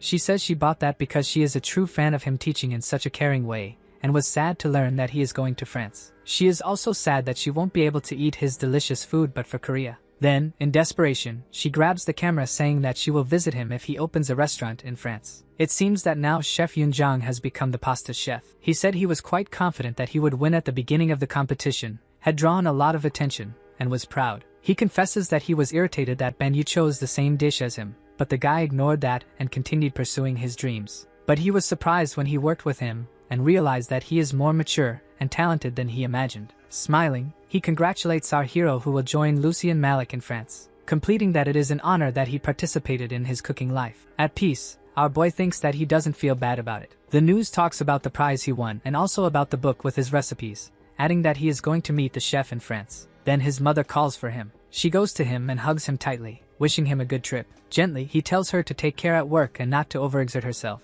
Then he leaves, saying he will be back later. She shouts, giving those motherly advice to be careful and eat properly. But this is the beginning of his new life, and it will be much better than his previous life. He couldn't believe he would get the opportunity to reach a Michelin star now. He watches the plane approaching the airport while believing that this time he will achieve his goal. Then he arrives at the international airport in France. He walks while observing everything around him. Nearby, a woman with a welcome sign catches his attention. She will be his interpreter named Lena. Sometime later, they are in a beautiful restaurant. She asks him to please go inside. At that moment, someone thanks him for coming from so far. Lucien Malik also thanks him for choosing to work for his restaurant. He says that he just needs to sign the contract, and that he should like the starting salary of 70,000 euros with possibilities for an increase. Our boy questions whether it isn't too sudden to start with such a high salary. He explains that he doesn't have a Michelin-starred mass restaurant, and that's why he didn't visit when he tasted his dish. He says that his deep understanding of pasta is perfect, and he offered this because the boy is essential in his kitchen. That is why he would like our boy to be the sous chef of his restaurant. Lena shows the contract saying that it is the same one that was sent by email. Banyu notices that they hired an interpreter, and everything is in Korean, so he thinks his life there will be good. Lucien Malik then says that there is another chef he would like to introduce. A man appears in the room and he tells them to greet each other. He introduces him as Luke and says that he has worked with him as a sous chef in addition to having his own restaurant. Our boy stands up and greets him, introducing himself, but the guy seems a bit reluctant. Finally, he shakes his hand saying that he is looking forward to working with him, but it seems that the guy squeezes a little too hard. Smiling, he says that his name is Luke, and he kindly says that he hopes they get along well. Banyu, you wonder what is wrong with this guy, if he is acting childishly or what? Lucien Malik says that he should rest today and can take a look at the restaurant and meet the rest of the team tomorrow, adding that his colleague Luke is there in case he needs anything. But our boy seems a bit suspicious of him. The girl says that now he is free to do whatever he wants, and if he needs to get to know the restaurant, she can help. While they talk, Luke is on the phone with someone saying that for a genius, the boy seems quite normal. He says that K-pop is very popular these days. He must have been chosen for his cute face. He walks away talking a lot of nonsense on the phone, belittling our hero and the Koreans. The girl feels quite embarrassed by this. She asks if he would like to go to the restaurant, but our boy says that it's alright. Banyu explains that he can take care of himself because he knows the city a bit, so she shouldn't worry. She is very surprised that he can speak French, and he says he knows a little. She becomes tense upon realizing that he understood what Luke said and questions his French, which sounds native. He becomes a bit thoughtful about how to respond to that. He says he learned on YouTube, and it seems he is going to become the ambassador of YouTube. Sometime later, he is having tea next to the Eiffel Tower. Our hero knows that guy passed by him as if he were just a stone, feeling quite important. In one of his past lives he was French and cannot just pretend he didn't hear what he heard. He thinks the guy will try to set him up. He believes it would be a waste of time to have a childish fight with a guy, so he will just get rid of it. Sometime later, he is already in the kitchen. He seems to be organizing some things in the cupboard. Lucien Malik says he heard that someone woke up early that day and asks where the interpreter is. Our guy says good morning and mentions that she went to buy coffee for him, and the boss is surprised that he speaks in French. He mentions that he was checking the ingredients and, as expected, everything is wonderful. He said he wanted to see this in advance since food management is one of his skills. Then he opens a jar and tastes it. He becomes a bit curious about the flavor he is experiencing. He says that it tastes a little strange. Lucien Malik is quite surprised by this. They hear someone saying they will travel to America to go shopping, and that they got a day off when they were promoted so they shouldn't worry, in addition to having secured a reservation at a very expensive restaurant. Upon arriving in the kitchen, he says he needs to turn off the phone because he needs to have breakfast to improve his mood. Lucy and Malik scolds him, saying it's not the time to relax with breakfast. The boy is surprised by the boss's reaction, and he stammers, asking what happened. He wants to know if the guy is managing the ingredients he requested. Throwing that thing against the wall, he says he has to hear from his sous chef that the caviar is smelling bad. The jar falls and bounces while the boy, in shock, apologizes, saying he didn't realize it had expired. Our hero says it's strange but that it's not expired caviar and asks if it's not of low quality, and that maybe he is too busy with the holidays to notice this. He says he will have a lot of work to do if he can't differentiate this kind of thing. Then he says he will check the ingredients again and organize everything. And he says he will do everything before the other chefs start working, saying he will see him later. Lucy and Malik is glaring at the guy. He says it seems like he is the one who needs to go to America to take some time off, and that he should do that if he needs to. It's better for him to take a vacation, and in the meantime, he will reconsider his position in the kitchen. The boy tries to argue, but the boss tells him to have a good vacation and that it's a mess. The boy stands there devastated. Our hero thinks that he really tried to start a childish fight with him, and that he had never seen anything like it. But now that the problem is resolved, he can cook in peace, and also wait for his Michelin star. Sometime later at the restaurant, several papers for leave requests. Our hero looks at them and feels a bit tense. It seems he lets out a shout in the kitchen. He was quite anxious to start, but it seems that now it will be difficult. Someone shouts asking if the owner has banned Luke from working for a few months. Everyone talks and says it's because he bought regular caviar instead of high-quality caviar. It seems the caviar wasn't that bad, but the new Korean chef noticed it right away. They comment that they will need to be more careful when picking new ingredients because the owner will be watching, and that those guys also have something to do with it, but they think about keeping quiet and letting it roll. They believe our hero knows nothing about France and will get into trouble. What they want is to help Luke get out of this misunderstanding. They think the owner wouldn't abandon Luke just because of something like this. He likes the boy a lot. Our hero stands there listening to them devise a strategy. Meanwhile, he observes those leave request papers in his hands. He raises his head, thinking that this is what they have plotted. A labor strike in the kitchen. He didn't expect all of this because of this situation, and he believes that Lucy and Malik is in a bad position now. At that moment, he remembers something. It was that the chef gave Luke a look of trust and affection. Perhaps that's why he didn't cut him off immediately. And maybe he considers him family even though he has made mistakes. Or it might be difficult to find someone for his position. A girl asks the sauce chef what they will do now since they have guests at 5 o'clock. They need to focus on cooking, but the others doubt a bit that our hero can manage this. He approaches cutely, telling them not to worry. He explains that they must do this together for the restaurant to become a success, and that the others went on vacation because they don't like him,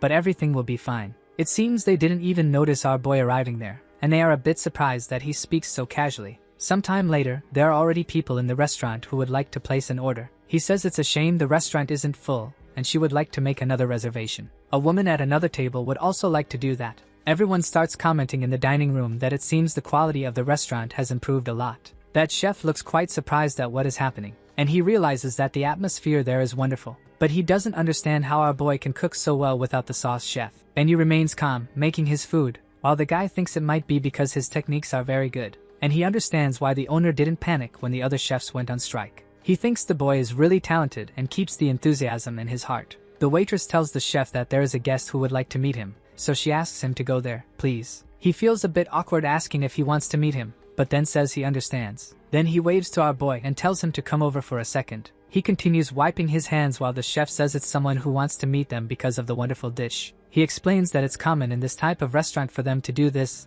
and that the guests are not looking for him but for the boy. He smiles kindly, thinking that the guy is quite honest, and then says he will meet with them. At the table, he thanks them for visiting the restaurant and introduces that chef, saying he was in charge of the dish, and then the woman says everything was wonderful. One of the journalists says he is the head of the program and asks where the others are. The other says he made a reservation just for that. They talk about hearing that some chefs are on strike but that the food has improved a lot. He comments that he came thinking it would be a mess, but it seems the tables have turned. He mentions that events have unfolded in a very interesting way, and that now he knows what he will do. Then they stand up, saying it's time to get to work while another says it will be fun. A news report comes out that the chef who worked there for 9 years has left, and the restaurant is booming. Someone looks at a tablet saying that Banyu doesn't give up despite the strike that the other employees made. Lucy and Malik watches those news reports. He tells our hero that a lot of articles came out that day. He asks if it's true that there were fewer candidates for this restaurant because of the article. The owner says it's embarrassing but true, and it seems they are avoiding it for not being traditional. But that doesn't mean there isn't a candidate.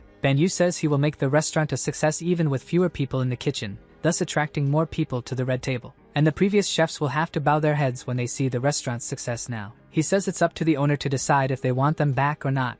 But first, he wants to know if he trusts him completely. Sometime later in the interview room of the Red Table restaurant, our MC was a bit tense thinking about the number of people who applied. That Choi Min is a former tennis player. This other one is named Daikurin. He is a junior chef. And there's also Eva Thierry, the food preparer of the restaurant itself. He feels a bit embarrassed wondering if there are only 3 candidates, but he believes the others are biased because of him. Suddenly, someone arrives calling for Banyu, catching him by surprise. He said he followed the chef to France and believes he can learn quickly what he needs about his command. Another candidate asks to be considered as well and says the least he could do is wash dishes. Meanwhile, the girl moves between the 2 bent candidates. She says she applied because she believes he can help her in her career since she wants to be a boss. Banyu thinks that the 3 clearly are not professionals. He said he is looking for someone with the ability to lead others and wants to know if they are willing to start from scratch. Desperate, the boy says he mentioned he would do anything, and it's true, so RMC says that's right. And she says that if he can keep his promise and take responsibility for his words, he will hire him.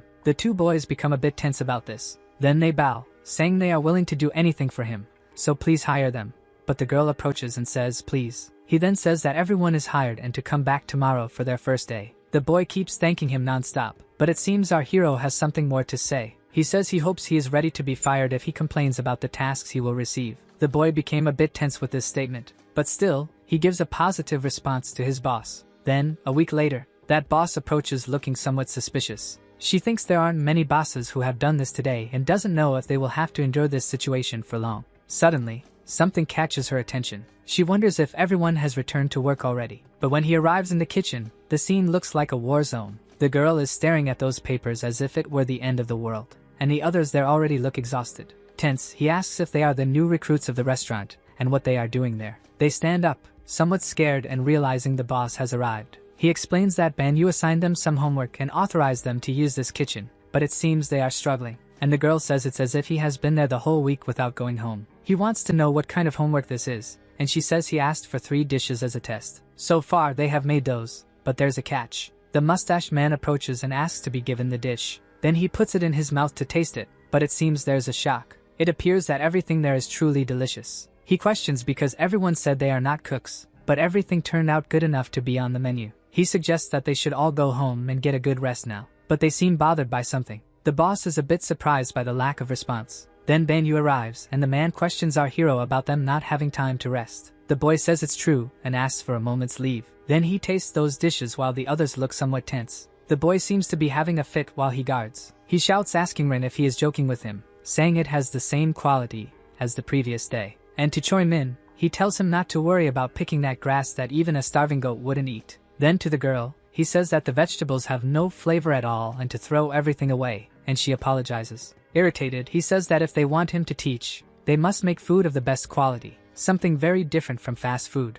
The 3 feel embarrassed and agree with the boss. Clapping, he asks what they are waiting for, and the man just observes this a bit tense. Completely changing his expression, he turns all gentle towards him, startling the guy, and he says there's something he needs to tell him. The man is a bit scared but waits for the news, hoping he won't be beaten like the others. Someone throws the papers on the table. The mustached man panics, questioning whether he will be beaten by the owner or by Banyu. But Lucien Malik sees the news speaking poorly of his restaurant because it is in the hands of an inexperienced chef. He worries because even though the restaurant hasn't opened yet, the rumors are spreading. Our hero says it sounds bad, but it's an opportunity for the restaurant to stand out above the others in France. The owner wants to know how this could happen. Then our MC suggests having a grand opening ceremony. Another chef panics, reminding him that they are few in the team now for something so big. Then Banyu says he would like to know the boss's opinion on having new employees or bringing back the strikers. Lucien Malik asks if he is crazy for talking about those newbies who know nothing about cooking. But he says they can still show how sharp they are, and anyway,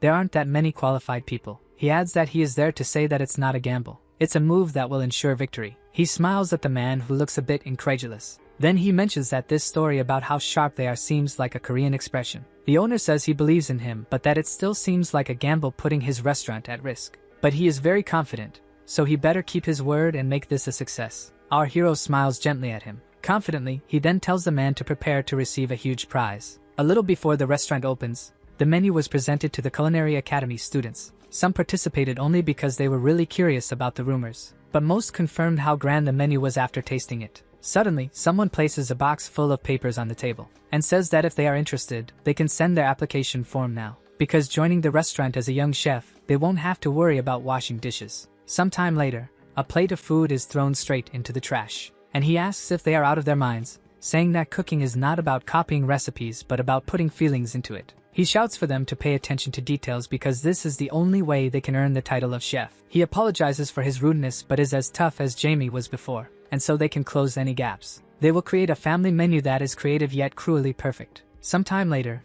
he throws all the food away again to the horror of his apprentices, and the work continues hard in the kitchen, chopping, frying, and cooking. This way, when they show what they have, it will be the best moment of their experiences. Again, his disciples are there waiting for his judgment. He tastes that food again, and suddenly, he is shocked by what he feels, breaking into a small smile. Now it truly has the flavor of 100 years of cooking. At another moment, reporters say that finally, the day has come. Those are Tom and Jack, freelance journalists. The grand opening of the pasta restaurant Red Table. Inside, everything looks extremely luxurious, and the guests chat at their tables. They notice that all the critics and journalists have been invited and believe he is quite confident because the media can sometimes be tricky. Then one of the journalists in the duo spots someone in particular. That man with the little mustache is named Lois Rushard, and he is the top food critic in the country. They whisper that the man criticizes everything he tastes and is the most authoritative critic there is. From a corner of the curtain, Lucian Malik appears as the host of the night. He thanks everyone who came to make that day shine. Knowing all the effort it took for them to be there, they will do their best to meet their expectations, announcing what the dishes of the night will be. People get excited and clap. Then at that moment, he says they will start taking orders, but someone asks him to wait. They want to know if it is true that Banyu can control all levels of pasta cooking. The owner gets a bit tense, thinking that the journalist is trying to embarrass him again. Then someone raises their hand and asks if he can show how strong that restaurant is. He says there are thousands of pasta restaurants just in Paris, and since this is an opening, they should expect something grand from this restaurant, asking Lucian Malik's master if he is not right. The man remains silent, very tense. The night goes on as the critic continues. Someone questions if the main dish shouldn't be a specialty of Lucian Malik. He mentions that, like on the TV show, they will have pasta with different cooking levels. While the tense owner was already rehearsing an excuse to give to the people, someone emerges from behind the curtains, saying that none of this is impossible. He adds that their guests want unique and diverse dishes. They will do that, so please make their orders. One of the guests gets excited when she sees Banyu. They are very excited, saying they are looking forward to this and that they can now taste what they saw on TV.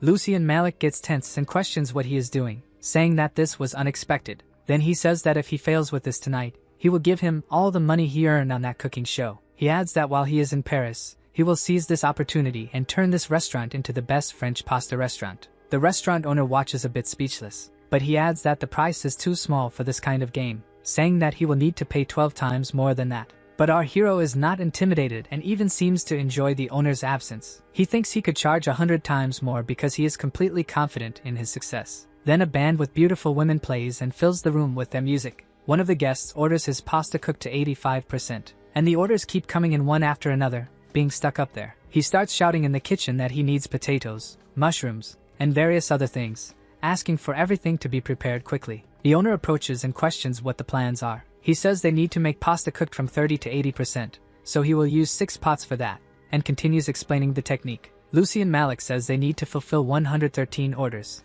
and Banyu agrees, although he only needs one person to supervise the kitchen. He adds that the main dish is important, and any small mistake can become a huge issue. The owner questions if the chef should then be him, but he says no. He goes to the counter, puts his hands in the dough, and says he will cook for himself. Lucian Malik is very surprised and says they have a total of 113 orders. Then Banyu asks him to just help with the ingredients because if any pasta overcooks, it will be ruined. And he says that in this situation, it is important for the owner to keep the chefs focused. Then he calls the attention of 2 team members, and asks them to be his assistants for a moment. The fast-paced work in the kitchen begins. A tray with 3 plates is placed vigorously on the counter, and it seems that 3 orders with 50% cooking are on the way, and another 3 with 40% are also there. Our hero moves things around as if by magic. As he works, he explains the secrets of adding ingredients and finishing cooking at the correct percentage. He asks if they heard what he said, and his assistants say yes. He then asks them to stay at the pasta stations and to hand them to him as soon as they are ready.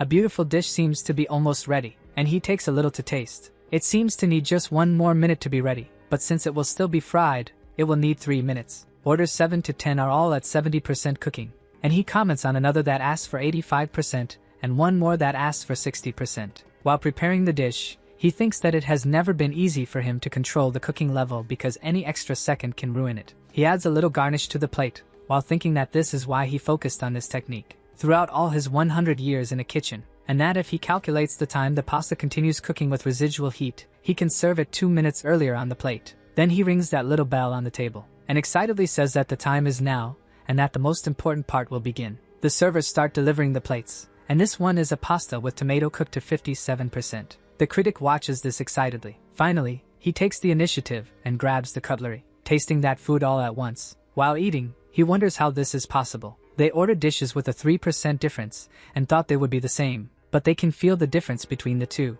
While eating, he thinks that this doesn't make sense, and something catches his attention. The critic approaches and asks what cooking percentage he ordered. Not understanding, one of them replies that it was 70 and the other 73%. Then he quickly approaches, steals a bit of the food saying he understands. Another reporter looks somewhat incredulous that he stole his food. He thinks the critic is surely shocked by the difference in each pasta. Then he asks the guys not to tell him, and points to that dish over there saying it is garlic and oil at 73%. And this other one is a tomato pasta at 70%. Then he turns abruptly and says they can eat a bit from his table since he stole his food. He says his meal is already ready because he has already taken the first bite. Leaving the two guys stunned, he says he needs to write a review about this soon. The two reporters are left confused. He explains that the tomato pasta at 84% doesn't need to start at 10% and can be made by frying the tomato sauce. So that the sauce doesn't cook beforehand, they need to stir everything very quickly, and the chefs confirm. More orders are made for pasta with 60% cooking. The owner becomes a bit tense for not seeing the critic anywhere, and the journalists are already pulling out their notebooks. Feeling a bit relieved, he thinks that everything is going well, and he feels happy about it all, especially to see that bunch of guests happy and smiling. The attendant approaches the owner and asks him to look at that thing over there. It seems that an article about the new restaurant has already been published, and he feels a bit tense about it. Lucy and Malik realizes that that piece was written by Louis Rushard. In the news, he is surprised to see that he is being recommended as the best restaurant. He pushes the tablet back to the girl, leaving her surprised, and he walks away without saying anything while she calls out to him. He approaches a dish where the pasta is cooked to 40%, and he checks several others with different cooking levels. He is shocked to realize that all of them have a fine precision control. It doesn't seem like something done by a genius but rather something done by a superhero, and he questions how on earth he manages to do that. Then, a few days later, the door of that restaurant is crowded. Some boys comment that it is the famous Malik restaurant, and another one says he heard there are several wonderful chefs there. A woman approaches, catching their attention, and she apologizes, saying that all reservations are full for a month, leaving the boys shocked since it just opened yesterday. She walks away, leaving them chatting there, thinking that they will have work today. Then, entering the restaurant, he hears someone pleading with the owner. Two people say it was their fault and ask for another chance, saying they only asked for a vacation to rest a bit. Without caring, he sends them home because many chefs have already signed up for the position. He pleaded, saying that his wife will give birth to their second child when someone approaches, saying that they are a disgrace. He says there are several restaurants that would accept them, so why not insist on this one yesterday? He tells Eva that she is not in a position to interfere, but she corrects him, saying that this is the perfect moment to do so. Then she provokes him, saying that he should know that his position now belongs to her, urging him to give up soon. And she gives a tip that when he goes to another restaurant, he should respect the team more. The owner is a bit surprised by this attitude. Lucy and Malik says that she is right, that they cannot afford to have employees like that in their restaurant. He adds that the French tradition he likes is now dead. Slamming the door, he tells them to have a great day, and that he has done a great job for a long time. The owner reads a newspaper, and finds a lot of good news there, speaking very well of the restaurant. Lucy and Malik is quite pleased with this. It seems like it has been a while since he saw a good article, and the two behind him are satisfied that he is happy. Then he receives the news that all reservations for a month are full, and that it will probably continue that way. Banyu says that this is good for now, but it decreases the chance for others to evaluate the restaurant's reputation. He explains that Michelin inspectors pretend to be customers, so he suggests keeping the reservations to a minimum so that this can happen. The owner says that he is right. They need to arrange everything in a way that the inspectors can come there. She becomes thoughtful and realizes that this is important and makes sense. Taking advantage, he discovers that an order from the USA has arrived for him. Opening it, he sees a beautiful set of knives. They seem to be very expensive German knives sent by a chef from the Felizio restaurant named A. Thompson. Lucy and Malik feels uncomfortable because he never expected that guy from Las Vegas to be keeping an eye on his chef. The girl says it is a famous place full of casinos and 5-star hotels. Generally, it is where important people invest in expensive restaurants and hotels. And rumors say that the money invested in restaurants usually comes from casinos. And it seems that great chefs walk around with security and luxury cars. But she asks about the letter she received as well. Our MC starts reading and is a bit surprised by it. In the letter, they invite him to the food festival in Las Vegas and would like to taste the same flavor he had at their restaurant's opening. In addition to being able to share this with his colleagues, they hope that after reading this, he can fulfill their request. Our hero then begins to recount what he said, but the guy is a bit sulky. He smiles kindly, saying he wants to tell the owner what the letter says and calls for him. And the guy says it is a very interesting festival that he should attend, but he fears that the boy won't return. Our MC tells him not to worry, assuring him that he will not leave the restaurant until he earns a Michelin star. He feels a bit sad and questions whether he will leave them when they earn a Michelin star. Benyu says yes, but he also wants this restaurant to receive as many stars as possible. The owner feels a little better about that. Then he says it's better that he presents an amazing offer so they can reach that point. Sometime later, a girl walks through the airport. Nearby, it seems a man with a sweet sign has the name of our hero. Those guys look a bit strange with their cute little ears and a sign saying that Banyu is the best chef. When he sees that, the young man seems unable to believe it, and he can't believe they came to receive him dressed like that. It seems quite embarrassing. The excited man waves at him, saying they prepared a very Korean welcome reception. They say they will take him to the hotel now, and our young man kindly thanks them. He sits in the car and feels a bit surprised. He thinks he is in a Rolls Royce just 6 months after his reincarnation. He is quite curious about the city. It seems everything is fine, and he is curious to know what the future holds. Besides being excited about the festival, he is quite determined to seize every opportunity he has in that land. Sometime later, they arrive in front of a luxurious hotel. A person approaches, welcoming Ban. He introduces himself as Chef Thompson, who invited him, and says he hopes he is enjoying the accommodations. Feeling a bit nervous, he tries to be polite and says it is an honor to meet him. The young man comments that he knew he spoke English but not as a native and is impressed by his versatility. He explains that what he said is true and wants to give his team the opportunity to showcase the quality of their dishes, and he would like him to be a one-day instructor. He explains that the event will last 4 days and the second night is called the Grand Tasting, where they will sample dishes from various chefs. He then suggests that he make that pasta he prepared for him last time, and Banyu thanks him for the opportunity, saying it will be an honor. He mentions that he will receive exquisite service there, and other chefs will cook for him. Our hero, impressed, asks if it will be now, and the man says yes because he is a VIP there. Our young man says that if possible, he would like to see the kitchen. His host says that's fine but asks if he isn't tired from the trip. Banyu, all excited, says he is very curious to see what the kitchen of such a luxurious hotel is like. Thompson finds his enthusiasm quite charming and points the way, but our hero thinks he doesn't want to meet the team, just the kitchen. Thompson is excited to show him everything, and our MC wonders if it's because he acts like a cute child. Meanwhile, in the kitchen, something is being prepared. He asks if they are making ribs. It really looks very good, and it is an honor to be treated that way. He asks Chef Ban to taste it and give some advice, since being Korean, a native's tip could be useful. Kindly, he says that if that is what Chef Thompson wishes, he will do it. So our favorite cook tastes it, and he seems shocked when he feels the flavor. Everyone around gets just a little tense, waiting for his opinion. Desperate, they want to know if there is anything they can do to improve. The chef suggests talking with Ban in a calmer and more respectful way, and the cooks agree. Excited, he says that if the piece of meat is too big, he could give him this set of knives. Tense, he thinks it is strange to be treated like this so early in this life. He comments about braised ribs, while thinking it must be a sign of good luck. A banner announces the lecture he will give about cooking. He says that many people think a dish is good because of the ingredients, but he feels that the overall elegance of a dish makes it more flavorful. Now they will move on to the pasta part, but he will leave that for the next lecture. The head chef claps his hands, saying everything was excellent. Our young man feels flattered by the compliments. Since there will be no Korean dish at the next day's event, he asks if he would make ribs for them. He feels embarrassed, since that was Chef Thompson's kitchen. Suddenly, our hero feels a bit strange, and in the next moment, he is in the kitchen, thinking that everyone finds his personality odd. A young man brings the marinated meat he asked for, and he thanks him. He thinks he never expected the sous chef himself to help with that. Chef Thompson's stand and his students really draw attention. Something also catches our hero's eye. 2 guys are cooking, but they seem a little tense. Those are Henry and Jerry. These guys are also doing well. They are the brothers he bonded with and cooked alongside in Dubai, and they have 9 Michelin stars. But that was not in this new life, and now he needs to get closer to them, and wonders how he should make contact. Something leaves him a bit surprised. A man argues with them because one of them was taking too long with that fish. Then the young man apologizes, and the man asks if he expects him to cook it himself. Our hero approaches and apologizes for interrupting. He says he is there to borrow a pair of scissors. The man just stares blankly at him. The man tells someone to forget it and hand the scissors to the young man. He asks if Chef Ban is visiting Chef Reggie's stand. One of the young men looks a bit surprised. He thinks it's the best chef in Las Vegas, and our hero says he is only there to borrow some utensils. The boy feels honored that the chef is there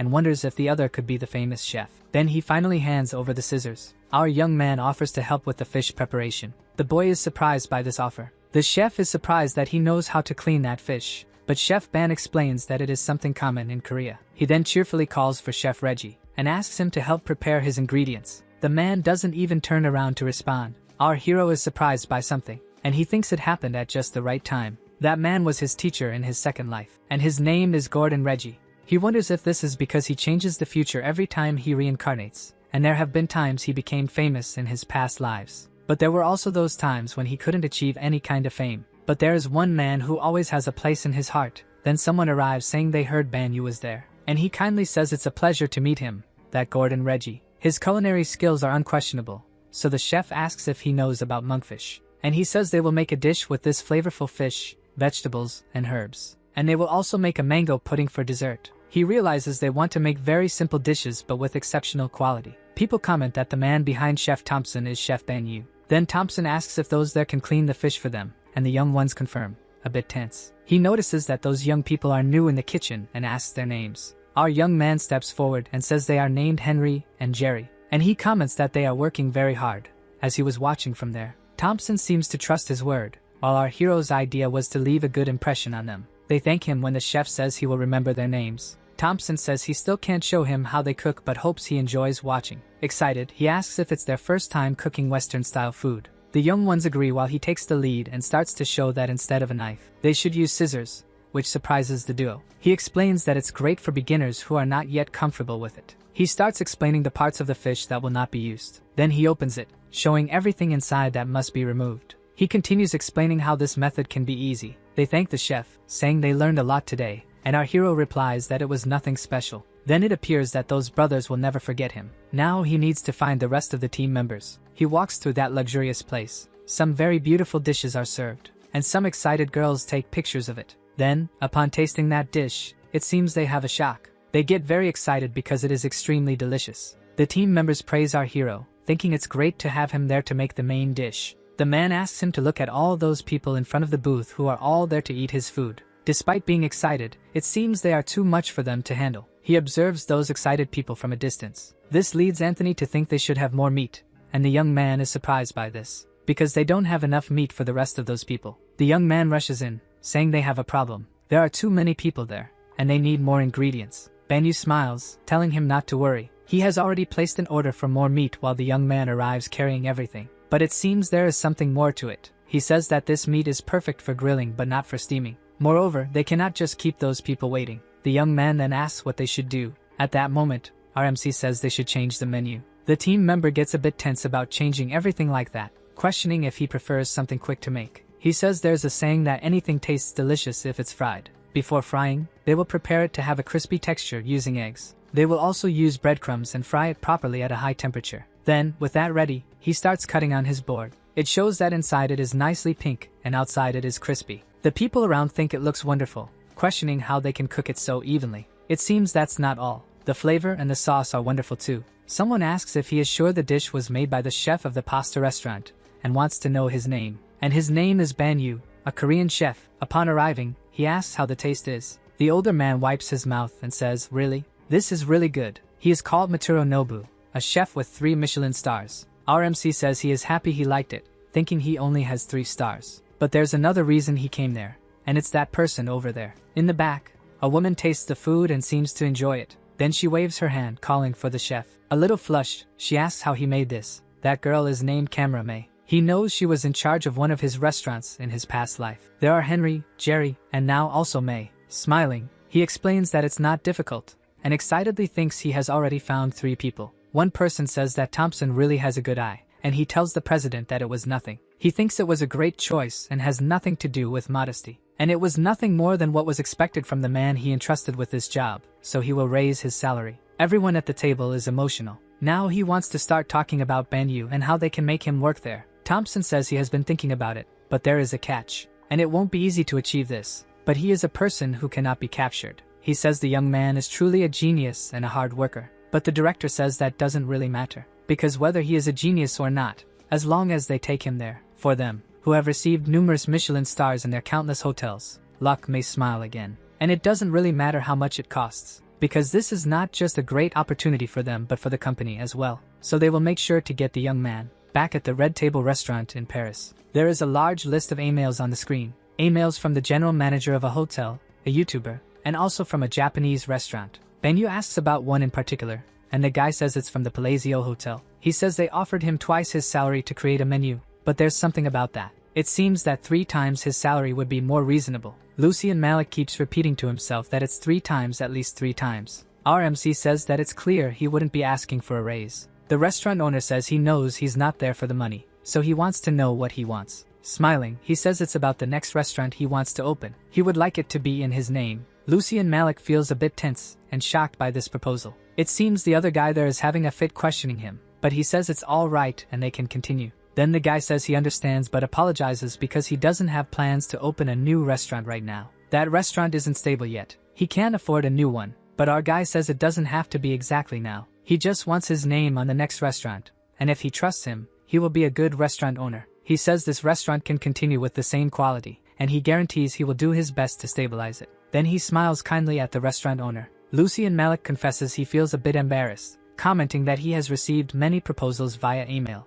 and if he gets a chance, maybe he can be like the guy. But modestly, he says he's not a professional who compares to Lucian Malik, so he is eager to learn something new from him, leaving the man surprised. Then he stands up and says that regardless of the reason, Lucian Malik seems genuinely grateful for the chance to have hired him, and thanks him very much. He says that Mesa Vermelha Banyu Hyan seems to serve very well as a name. During the night at the restaurant, it seems they are still working. Lucian Malik asks how long it will take to finish the pasta dishes, and our hero says if he had to guess, it would be about a month, leaving the owner shocked. He is incredulous, even though the guy's skills are great, but Banyu says that if he stays a month there, it could happen. But it seems there's little time left before winter, and that could be a problem. He still hopes everything happens soon if he can open the first restaurant with the guy's name. Banyu thinks that with these 2 restaurants, he might end up getting at least 2 stars. Lucian Malik is worried about the chef who could manage everything, but our cook says he has already selected some talents. The owner is surprised by this, but Banyu says they will arrive soon.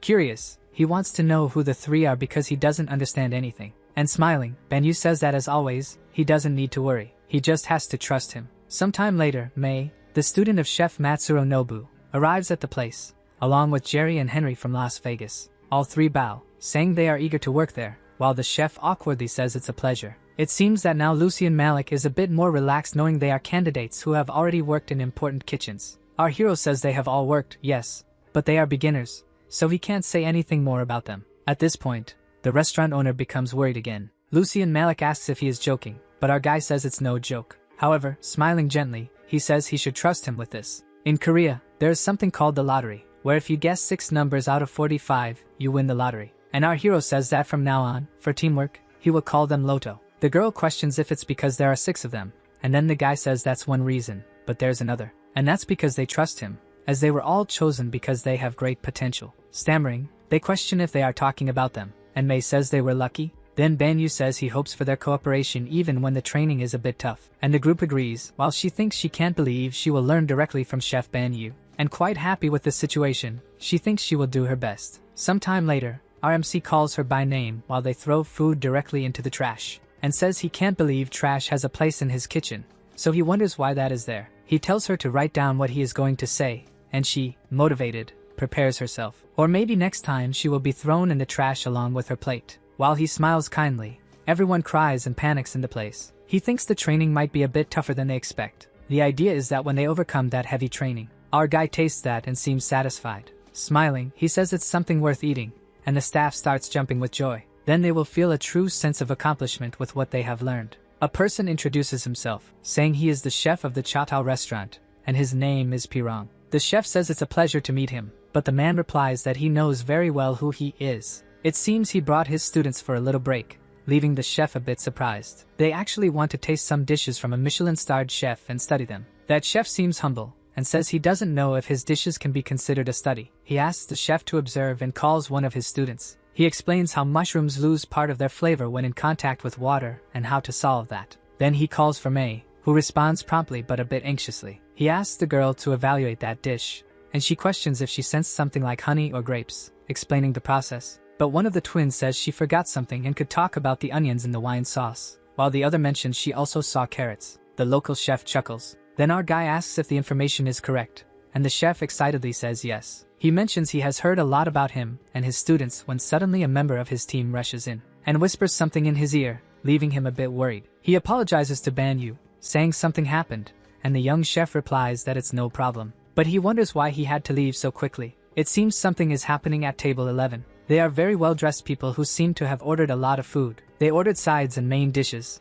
as well as 2 bottles of wine. Banyu thinks that perhaps they are testing the chef's creativity. Then the girl from his team asks what's wrong. He says it's nothing, but sooner or later a Michelin star inspector will come to see them. An inspector like that does not reveal their identity in public to ensure they receive the same treatment as other customers. They go from region to region, and it seems they are in Paris today. He thinks that restaurant is only 100 meters from his. He looks from the door into the dining room and thinks it was as expected. One of the team members asks if he is sure an inspector will come today, and our guy confirms. They seem a bit tense because of this, but Banyu tries to reassure them, saying they have been trained with the best method in the industry, and no other restaurant can match their skills, so he asks if they understand. He asks them to just trust the process, and to start cooking now. They have only one order, and Banyu will take care of it personally, asking them to bring the rest of the sides before serving. May tells him it's an order for a bottle of wine. The atmosphere heats up, and in the kitchen, the idea is to cook quickly with those ingredients. In the next moment, the dish is ready to be plated. Then the order that was placed arrives at the table, which is pasta with basil pesto. They are impressed, questioning if it is as tasty as it is beautiful. Then one of them says to try it. They taste that wonderful dish together. It seems the people at the table are super impressed, and our hero congratulates everyone in the kitchen. However, inside the kitchen, the atmosphere is one of despair. Trying to lift their spirits, he says it was a great job, but at that moment the receptionist calls for him. She says there are guests who want to see the chef who prepared the food. Then he wonders if they want to see him to say they received a star. But of course, receiving the star is not the only goal. He also needs to open his restaurant soon. And once he does that, he will need to invest for it to grow. Looking at the computer, he wonders if there is a broadcaster, and it seems it's a chef from the American Network's program. He greets them as he approaches the table while thinking that everything is going as planned. He says his name is Banyu and he is the chef of the Red Table restaurant, thinking that he would like to earn 4 stars all at once. At night in the restaurant, someone gets excited, asking what Chef Ban is trying to say, asking if they received 4 stars in the spring that is coming. It seems these are his plans, and he wants to achieve that. Lucian Malik gets a bit tense, wanting to know the operational details, and our hero says he will first organize the kitchen. Even with a small team, they focused on this instead of increasing sales. He believes there will be enough to fill the restaurant's seats. The owner thinks there's no problem with this but wants to know about the restaurant's publicity. Banyu says he doesn't believe he needs to promote the restaurant himself and shows him something on his phone. He shows that it's an invitation to a TV show. He mentions that the owner should know more about the program since he has already participated, and he becomes curious wanting to know if the boy was invited. Then it seems he has something more to say to our young man. Smiling, he asks if he can expect something really big, and our chef says yes. Then he points to himself, saying he should trust him. Stephen Lee is the host of the show, and the chef welcomes him. Our MC introduces himself as well, saying it's a pleasure. He mentions that it's been a while since he met Lucian, and the man agrees. He says he won't waste their time and will get straight to the point, asking if our young man is familiar with the program. The boy says yes, mentioning that it's a documentary that follows the daily life of a chef. The show, called The Chef, is ranked 10th in the United States and is quite famous. But he wonders if someone new like him, without experience, could appear on the show, and the host says he saw him in Vegas. A 20-year-old boy who's shown among the best chefs in the world, and it was truly impressive to see an Asian chef shine in a Western kitchen. Banyu says he is really happy but thinks about not mentioning the people who greeted him poorly upon arrival and departure. The host asks if he is thinking of opening a restaurant, and our young man confirms. Then he asks if he is interested in having them follow the process of the genius chef opening his own restaurant, and how crazy it would be for this chef to win everyone over, then excitedly asks what he thinks. Lucian Malik and the host chat a bit animatedly, and it seems he hasn't changed at all. He finds the host's idea interesting but wants to include the restaurant Mesa Vermelha in the videos as well, and this way, he could show him promoting the restaurant Mesa Vermelha too. The two become a bit tense with this idea, and he wonders if something is wrong. But actually, the host says the boy is more insightful than he is and that it's a great marketing idea. It seems everything is already settled there, and he is quite eager to work with our young man. Then the two shake hands while Banyu says he is also looking forward to it. that everyone is excited for this to happen. Lucian Malik says he would like to extend his gratitude to the Korean production team because without them he would never have met Banyu. And the way he cooks is a great inspiration for everyone. Those chefs who were in Las Vegas were surprised. The man then says he will speak again. Banyu, this young Korean man, he is a genius chef who will shake up the culinary industry, not just in Europe but around the world if given the chance. And if they want to taste his food, he advises them to visit him. The restaurant Mesa Vermelha seems to be packed. Some dishes are served to the customers and they are truly beautiful. The girl explains the processes used for the tuna, and the customers are impressed. They comment that it was really worth going to the restaurant, and it's even better than when they saw it on TV. Our hero notices that there are many customers since the restaurant opened, and so far everything has been calm. And as long as everything continues to be calm, all they need to do is wait for the stars to come. Then May, a bit startled, calls for our young man. She asks if he is waiting for someone because she says someone from TV is there, and Banyu wonders if they couldn't just wait. But May says it's from the show he is going to participate in. Then he changes his mind and replies that he is on his way, and the girl smiles in agreement. He goes while wondering if Steven decided to say hello or something similar, but it seems there's another person there. He greets Banyu, leaving him a bit surprised. The guy introduces himself as Brandon and says he is from the entertainment division of Box, which is the channel of the show. Our young man thinks he didn't expect that person to show up so early in his life. He approaches and says it's a pleasure to meet him, introducing himself, and thinks that when it comes to him, he is the destroyer. It seems he has finally returned, and he is the one who brings ruin to everything. Looking at the young man, he thinks of his name, Brandon. It seems that the show with the last table will be launched soon, and several famous people from various countries will participate, such as baseball players and others. The man says that to contextualize the program, he will serve traditional foods from different countries. He shows a document with the program's panel and the celebrities who will participate. Banyu realizes that the explanation of the program is quite different. It seems like it was meant to highlight their restaurant in the last table. They intend to use the names of famous people and chefs to attract the audience's attention. But in reality, it is a program that manufactures and sells instant foods using recipes from renowned chefs. There is something wrong, as they did last time, placing all the blame on the chef. And that is exactly what they did to him in one of his past lives. The young man explains that if he joins him, he intends to launch the first episode at the beginning of the year. He explains the matter, preparing many things for the program, and that it will take a little time, so our young man interrupts him. Brandon becomes a bit curious about what he will say, and Banyu says he will join the program because it seems like a great opportunity for him. That man gets very excited, saying he was hoping for this and that it is great, plus it will be an opportunity for their chefs. Banyu remembers his past life and says he is eager to do this, and he thinks he will show him how he was when he was Jamie in his past life. That is the last table, the food that perfectly matches the tastes of the locals. This is the theme of the third Korean food competition, and now he will introduce the judges. That is Ryu Hong, a player from the Major League, and the other from the Premier League named Ju Hong, and the last guest who has 2 Michelin stars, Jo Ellen. It seems that guy is the development consultant for an advertising company for this program that sells instant food. The host asks which chef he is most looking forward to tasting the food from, and he promptly says Banyu. He mentions that he heard he didn't do well in the last competitions and hopes that the food he makes from his own country will be unique. People wonder what he is talking about since the boy's reputation has always been good. He comments that Indian curry and Japanese food are the best. Banyu believes that guy is trying to get him out of the program quickly, so he needs to be careful. The host then says that the program will start, and he changes his mind, thinking that this is actually an advantage. He wonders if Brandon and Jo Ellen were mentioned, and if they are ready to deal with him. This is a battle between talented chefs who express love and passion for cooking. She introduces it by saying that this is the last table, and today's menu is Korean cuisine. And speaking of which, they will have this Korean chef known as Banyu today. The dish he made for them was bulgogi. The host questions whether he will be able to win the challenge. They taste it and are impressed because they never thought it would have such a delicious flavor. And they comment that they are very happy to be there and to have tasted this. That other guy says that as a Michelin-starred chef, he needs to say it is tasty but that it is not completely Korean.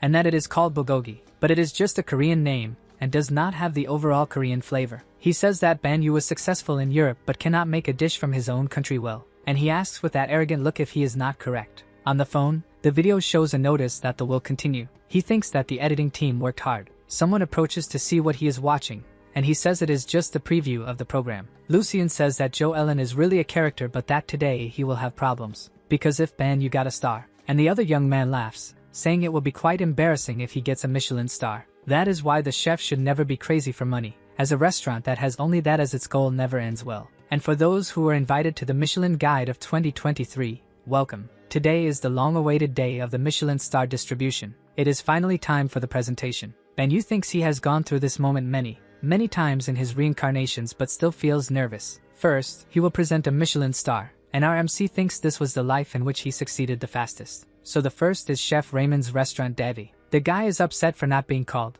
but Lucien says that maybe he is reserved for more than 1 star. That chef goes up there and receives congratulations from the presenter. Now he will proceed to restaurants with 2 Michelin stars, and the respective chefs behind them. He gets excited saying that it's the first time that restaurant has received a Michelin star. Then he announces the restaurant called Red Table, and everyone gets excited about it. Lucien Malik is very happy and asks if they heard that while another chef stands up and tells him to go. Everyone is very happy saying they managed to do that as Chef Ban had said, but the presenter asks them to wait because it's not over yet, and mentions the name of the restaurant followed by Ban Yu, saying that both received 2 Michelin stars, and this leaves everyone very surprised. He is quite emotional thinking that the youngest chef in the world received 4 Michelin stars and at the beginning of a new era. Our MC goes up on stage quite happy with his achievement. The presenter congratulates Ban Yu. He thanks him very kindly. Then he asks if he could use the microphone for 5 minutes. The presenter is a bit unsure of what to say, and he says that there's just one thing he needs to say to the senior chefs. The presenter isn't very confident but says it's fine since it's him. Climbing up to the podium, he clears his throat to begin. Then he says that to all the respected chefs there. They know him as a young man who started cooking. But he says that everyone would agree that cooking is like an art, yet in reality, cooking is even more than that. Each chef has their own description of what cooking really is and always strives to develop their art. Recently he participated in a TV program that has the potential to help aspiring chefs. However, during this recent program, he saw the pride and future of chefs being trampled. He explains that they steal recipes from chefs to produce and sell instant food, and new chefs go there without any idea of what's happening. They use the chat as entertainment, and when it ends, they are discarded like ashes. So he asks the young chefs who have a vision for the future of cooking and have been sabotaged by the program. He continues to show what they can really do and asks the senior chef to please help them achieve their goals. Someone starts clapping in the audience, and says that the chef is right, while our hero wonders who that is, and it seems like someone with more Michelin stars. He is Pierre Huffman and says that as Ban said, they cannot allow the program to threaten the young chefs who have worked hard. He offers a toast saying that it's to show what they have for the future of cooking and for aspiring chefs. Everyone in the room seems to have gotten excited, and they raise their glasses together saying that this is for the young aspirants. Our guy feels satisfied with that. Several news articles come out in the newspaper talking about our hero about chefs abandoning the program last table. Someone shouts asking Brandon what he will do about this, and he says he will fix things as soon as possible. He shows the laptop screen questioning how he would fix this kind of thing. There the judge of the program is humiliating our hero for having 2 Michelin stars, and says that episode will air the next day, so he wants to know how he will correct and edit that. You know how they will feel about this because there are many people complaining about it now. And he says there's no way to fix this, they can only cancel the program. Brandon tries to argue about it, but the man gets angry asking if he's gone mad, and adds that all the Michelin star chefs in Paris supported Ban Yu, and because of that, their reputation was destroyed. He wants to know how he will now calm the people watching that program. A news report comes out saying that the Last Table program has been cancelled, and that Brandon and Joe Ellen have resigned from the company. Lucien says it seems they underestimated their young chef. He asks what the young man's next goal is, saying that it wasn't luck, he just proved it for himself. Just laughing, he says he wants to locate himself in the most luxurious place in the country, requiring to put his name on the most luxurious hotel there. He explains that he heard that hotel went from 3 stars to 2, and it's called All Seasons Hotel. He just received an invitation saying they are looking for a new chef. It's a Palais Hotel in France. Luxurious hotels are called Palais. All luxury hotels of Palais level are located in that area called the Golden Triangle, and that one is one of the best hotels in France. He stops in front of that magnificent place, thoughtful, and he thinks that it has been quite a while since he last saw him. The receptionist asks if he has a check-in, then he explains that he is there for the chief position scheduled for 2 o'clock. A man asks him to follow him, saying he will guide him, so we walk together through that magnificent hotel. Through a double door, he indicates that it's that way. Our hero seems satisfied with what he sees, and it wasn't just him who was invited. A gentleman says that as expected, it was Chief Ban Yu, and comments that he heard he was coming. The older man is named Olin from the United States. Our young man kindly says he knows him and that he has 17 stars, saying it is a pleasure. The man kindly says that there is no need for such flattery and that he is the one who is the topic of the news at the moment. He apologizes for asking him something so suddenly and inquires if the invitation was in a black card. Then he seems a bit confused and shows if that is it. He explains that as expected, he received the black card, but some did not receive it, and that varies from person to person. Our MC becomes curious and asks what he means. My black card means that he is a very strong candidate. Sometime later, several chefs are in a place with various kitchen counters, and a man with a microphone and well-dressed enters the place. He greets everyone while our hero wonders who the hell that guy is. The guy says there will be no host for the hotel competition, and it seems to be exactly that loud presenter from the beginning of the story. He is amazed to see that our hero is there. Then he takes the opportunity to introduce the judges of the competition, but thinks everyone already knows them. He introduces Chef Marion Boringet and Chef Jean Louis. It seems that one of them is the MOF winner there in France, and Jean Louis has already received a Michelin star for this hotel. Since they don't have much time, the presenter gets straight to the point, saying that he knows some received black cards. Those who received the black card will be the chefs today, and they must use the ingredients in front of them to make the best dish possible. It seems it will be a tough competition since the ingredients are scarce, but he is curious about the people who did not receive the cards. Then the guy says that those who did not receive black cards will be the assistants of the chefs, asking if they can start. They have 15 minutes now to form a team, and after that, they will have an hour to cook the best they can. Making a bit too much noise, the man shouts that the competition has begun. A little tense because he doesn't know if the chef who will join him will be good, but he also doesn't want the chef with him to fail. Suddenly someone approaches calling him leader. Our hero is a bit puzzled by this. A girl asks if he already has an assistant, and he is surprised to see it is Min Seo. Then he says he just found one, and they both greet each other kindly. She asks how he is and mentions that it has been quite a while since he went to France. But suddenly she changes and says they need to start because there is little time to do everything. And also excited, our hero asks if they can start. Min Seo is curious about what they will make, and it seems it will be a dish he taught her in the competition. Someone notices that he chose a difficult fish, and that despite being a genius, it was an unwise choice. Then he asks his assistant to get the knife, and he strikes the fish as if it were going to escape. He thinks that after he kills it, he needs to leave it in the water to drain it. The next step will be to prepare the soy sauce,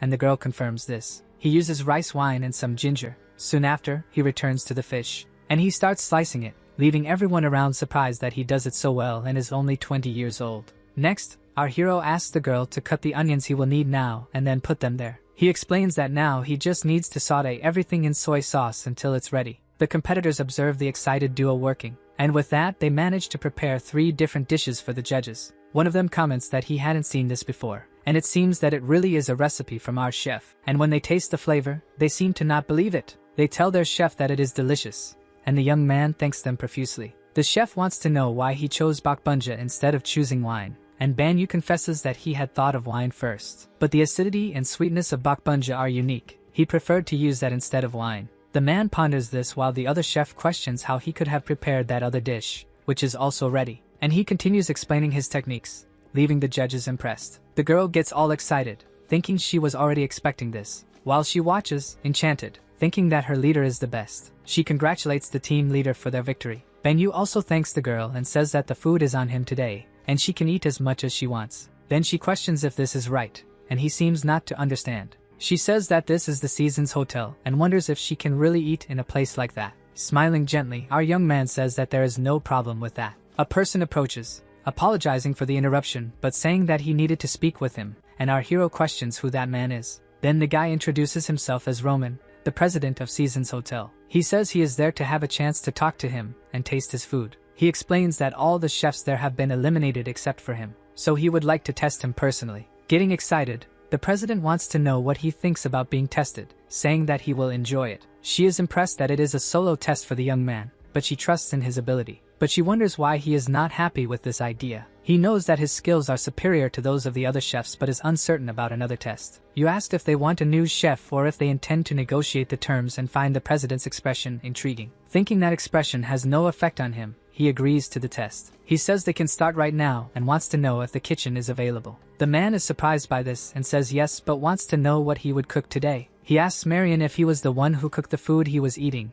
and the man agrees, completing that he will make exactly the same food that he ordered there. Then he wants to know from the older man if that is enough to pass the test. The guy feels a bit awkward, questioning if he will make all those dishes. Someone says they just wanted to have a meal. He tells the girl that she has helped before, so he thanks her for that, and she says that a team is a team. She asks if they can make exactly the same dish that the other chef made, but our hero says it won't be exactly the same, but he will make an improved version of that dish, Marion. She is really impressed by this, and he asks if they can start. He wonders if everything is okay since they know who the chef they will judge is, and one of them is still shocked by the quality of the dish that was made earlier. The other chef says he feels the same way, leaving the man confused. They comment that they think it is time for them to leave, and the director is confused. They say they are too old to create creative dishes like the ones they tasted before. But now Chef Ban Yu is there, and they are sure that the young man is superior to them in various skills. Then he presents 3 magnificent dishes for the test. He asks them to please taste those. The 2 chefs immediately taste those wonderful dishes. And again, they feel something marvelous when tasting them. He is impressed, questioning if it is a carrot puree, and Ban Yu excitedly explains the dish. One of the chefs says he felt the cinnamon, and the other asks about the croquettes. Then he explains that he used shrimp powder to enhance the flavor. They are impressed that he made the flavor so incredible and want to taste the next one. When he explains his last dish, the girl is really impressed with the young man, thinking that the leader of her team is truly wonderful. Then the director rests the cutlery on the plate and calls his name. He says he believes that his chefs and he share the same opinion, then welcomes him to the hotel. In a kind manner, he thanks him very much for that. Then 2 days pass, and our hero, all dressed up, circulates around the place. Someone welcomes Chef Ban Yu, catching him by surprise. It seems there is a welcome party for our young man. He feels embarrassed, saying that this is too much for him, but the director says it is their custom for new members of the hotel. Then the director asks them to go to the office. He mentions that it seems everyone already knows he has been hired, and in this meeting, they decide what kind of publicity they will use. Then he questions him if he is planning to open a restaurant, but he said he would need some time before he could do that,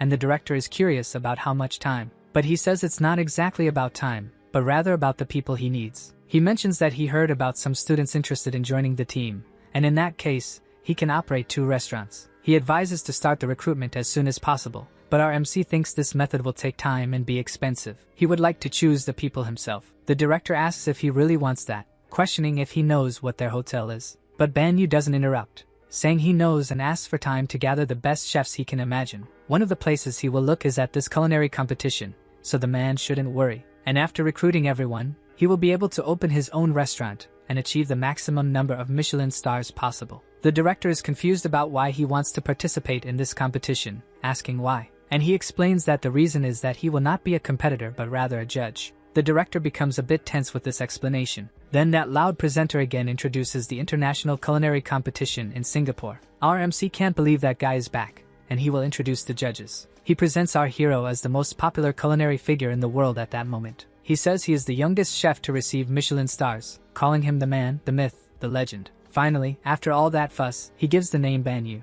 The competitors comment that he is the chef everyone is talking about, and that he is a genius at just 25 years old. He takes the microphone and introduces himself, welcoming everyone. He says he is surprised to be invited as a judge due to his limited experience, but will share the real reason he is there. He explains that he wants to find the best chefs to work with him in his Michelin star restaurant. The competitors question whether this is serious. The presenter also questions if this is true, and our hero confirms it. He draws attention by saying this is quite exciting and that he has a lot of courage. But he thinks this will be unfair, especially for the participants who will be eliminated. Ban Yu says he is sorry for him to think that way, but it is a bit different, leaving the man confused. He turns to everyone and says he would like them to welcome the chefs they will be competing against. Then he mentions that from the Blue Kitchen, there is Chef Matthew Wang. There is also the chef from the Grace Hotel named Robert Evans. And finally, coming from the Venezia Hotel, Chef Rick Nelson. Then he says he is sure that after this competition, the chef he is looking for will be one of these 3. The competitors are a bit confused by this statement.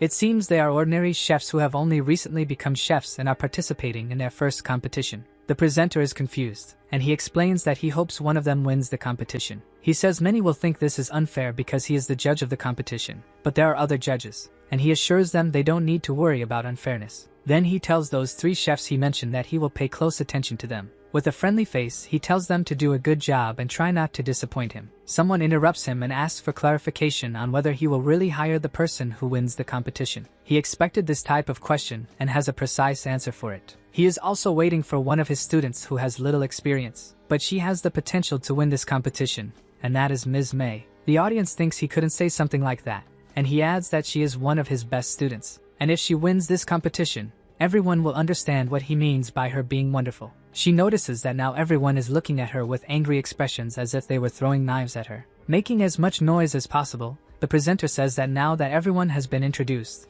the challenge will begin. And that is the International Culinary Championship of Singapore. Making all the show and noise possible, he says it is starting now. The interesting thing about this culinary competition in Singapore is that it is live. They cook in a completely open environment so that everyone can watch. A disadvantage for the chefs is that the judges can monitor everything up close, which increases the pressure, and those eyes watching them end up having a significant impact on their dishes. But only a few chefs will experience this, and one of them seems quite calm while cooking, while another is a bit too tense, followed by a third who also seems somewhat apprehensive. Our young man thinks that if he wants to win the show, he has to show confidence, and this is the type of boss he is looking for. He looks at his student, thinking that she shouldn't get nervous, as she is one of the ones he expects the most from. The girl seems to try to relax with her eyes closed. Then she opens her eyes with renewed determination. She grabs her knife and thinks that Chef Banyu has expectations for her. Then she heads to her station with calmness in check, and she starts slicing that fish with impressive precision, leaving the other competitors around her impressed. As she works, she gains more confidence,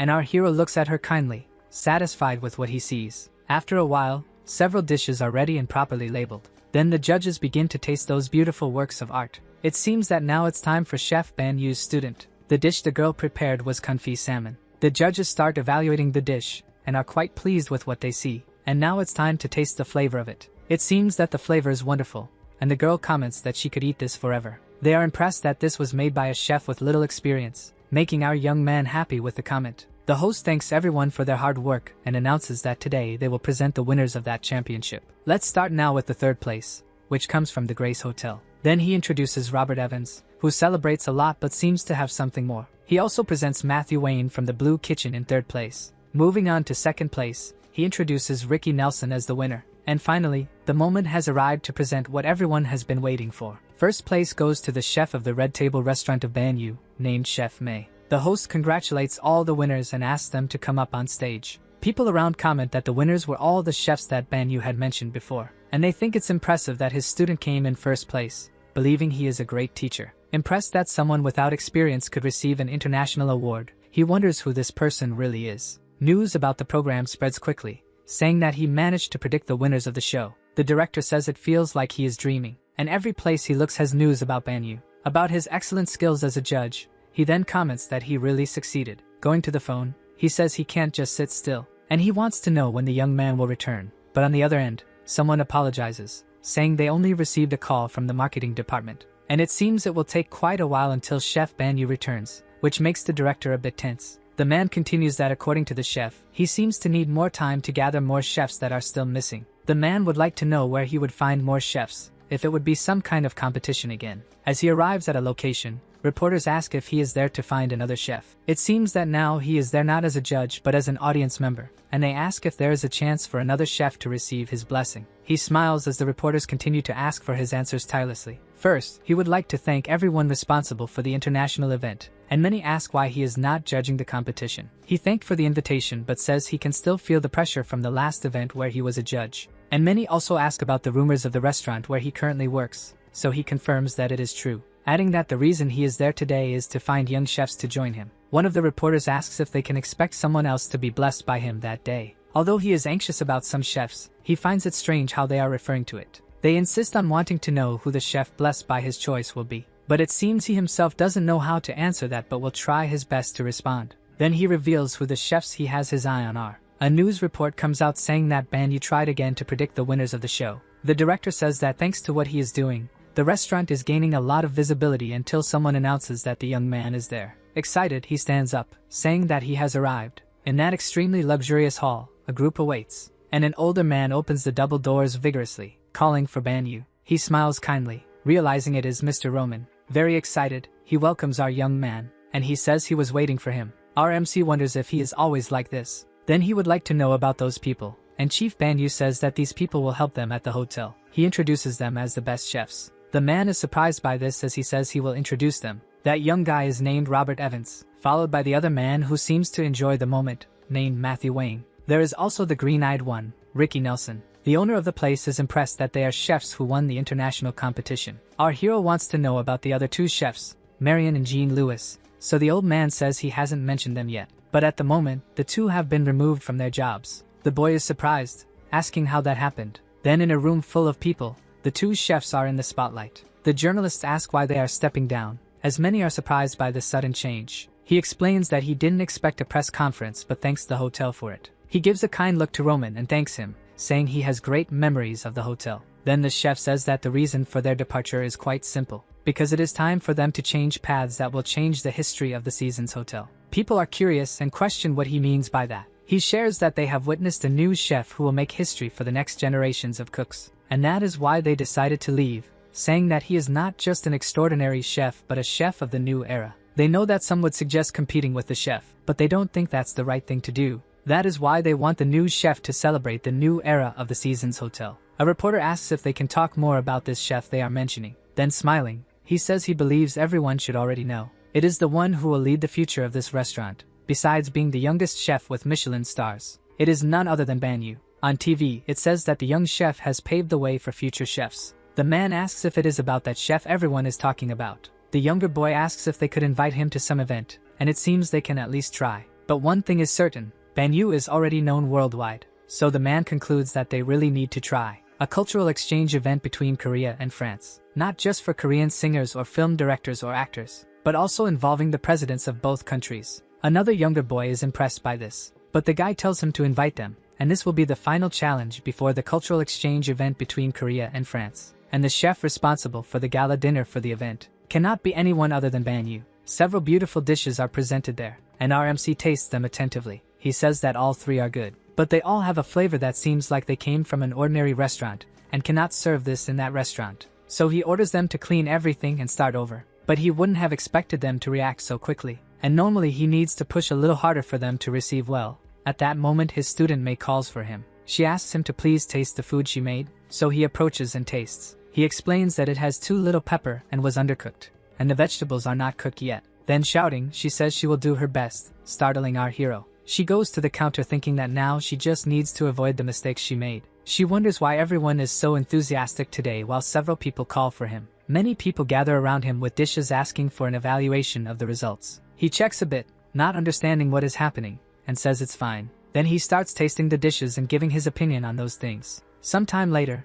he is sitting in a square resting, thinking it was a really tough day. Roman appears saying that he looks deep in thought and wants to know how he is. Our boy questions if he is just taking a walk, but he says he is not a chef but also not an ordinary person. He says that if you are a genius, you cause envy in people, but if you are a genius like Ban Yu, people will admire you. The boy says he didn't expect this kind of treatment, and the old man says it's not quite like that. He explains that chefs Marion and Jean Louis are recognized chefs of the season's hotel, and he asks if he is not the chef who will create and lead the new era of cuisine. Then he asks him to just think about this subject. Being with Chef Ban Yu generates not only admiration but also a sense of happiness for them. He questions whether he does not realize how excited they get when they are with him, and Ban Yu feels awkward. He was not very interested in becoming famous. His goal was only Michelin stars, and he ponders about creating a new culinary era. Then our MC insists and questions what brought that man there, and the guy almost forgot. But someone invited him to an event, and there is the contact of the person. It seems to be about that cultural exchange event, and they want him for a gala dinner.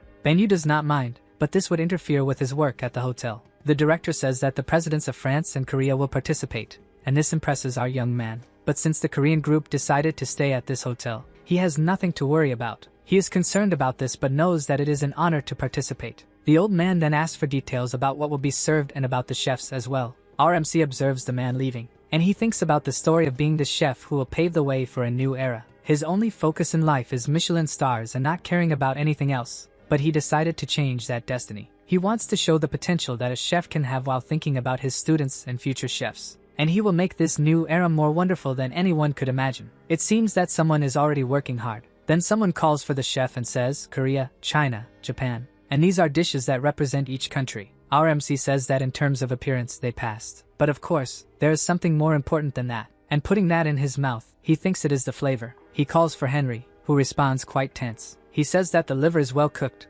but the vegetables are overcooked. He tells May that it seems to smell burnt, and she apologizes, quite upset. As for Min Song, it seems that the meat is too seasoned, resembling Western food. Then he slams the hammer, saying that everything is bad and they must start over. All three respond to his request quite disciplined. Chef Ban Yu is truly relentless, but there is something more there. They wanted to know why to make Chinese and Japanese food for the Korean crowd. It will be held in Paris, and they ask if they need Asian food for the event. The girl questions what her companion thinks about this. Ban Yu thinks that was the idea since there is an abundance of Asian food there in France. This is the result of the influence of other cultures, but it still remains French food. But the rhythm is gradually changing, and in the end, they will be able to accept these changes. and that is why it is better to incorporate Asian food instead of Korean. He knows it will not be easy to provide this complete experience for everyone, so the director appears calling for him. Our young man turns to see what is going on. They received a proposal from a chef from Silicon Valley, and they could start immediately. He smiles and says he did not expect this to come so quickly. He explains that it is nothing special, but rather something he was planning.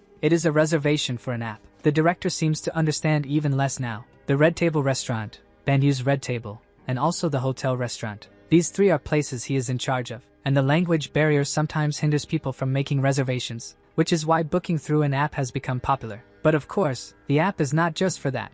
It also has some extra features. It seems our young man is a bit embarrassed to talk about the extra features of the app, but he explains that he has many fans because of his appearance, so the program will show where he is at the moment. The old man is shocked by this, but our MC tries to fix it by saying he was just joking. Laughing a bit awkwardly, he says that for a newcomer, he makes good jokes. Banyu laughs awkwardly while thinking it is a good idea, and the director thinks that at least he understands his worth. He is a genius as a chef and possesses the capability of a businessman. Although the app does not bring in revenue directly, when it comes to Banyu, he is sure it will be worth it. Then the old man says he can count on him for this project. Our young man thanks the director profusely and says he will do his best. Laughing, the man says that they always do this. Sometime later, our elegant hero relaxes on a bench. He realizes that the app is more successful than expected, and they even offer discounts for those who book through it. While he thinks that Mr. Roman knows what he's doing, someone approaches him saying that they are about to start. He kindly stands up, thanking them for that. Then he continues on his way, telling them to go ahead. It seems that the cultural exchange event is about to begin. Smiling, he notices that there are many celebrities around. The most popular film director from France, and also a football player straight from the league, and also the leader of a boy band, who is surprisingly calm for the occasion. And finally, the main character of that event. Someone introduces the presidents of the cultural exchange. Banyu thinks that now they are the special guests of the event, and the reason he is there. The two men greet each other pleasantly. They are starting the event, and he asks for a round of applause, while our MC thinks it's for them. On the microphone, the man says good morning. He introduces the distinguished guests from Korea and France, and the famous people from around the world. He also thanks the newcomers to the event for being there. He wants to meet the person who is working in Korea and France. He points to Chief Banyu, saying that if he doesn't mind. He asks for an idea about today's events, and also mentions that if he keeps talking, people will find it boring. Banyu smiles in agreement, thinking that the man is quite sensible. The young man thanks him, and the president says it's no problem and appreciates his consideration. First, he thanks everyone for being invited to this wonderful event. Today's dish will be French cuisine using Korean ingredients, and the theme will be harmony. And without further ado, he asks everyone to enjoy the meal. In the kitchen, he calls everyone's attention. Tying his apron, he asks if everyone is ready, and the highly motivated team responds that they are. He explains that as they know, the guests have high expectations of them, but they shouldn't worry. As they always do, they must give them an experience that exceeds their expectations. He says they can now start with a resounding, "Yes, chef." Sometime later, he thanks everyone for their patience, and says they will begin with their appetizers. Then they serve pumpkin soup, beef tartare, and also steamed eggs with crab intestines. Someone comments that it's a shame to eat something so beautiful. The woman then tries the dish. The two are very impressed with how delicious it is. People keep saying it's wonderful here and praising Chef Banyu. He thanks them and is very happy that everyone enjoyed it.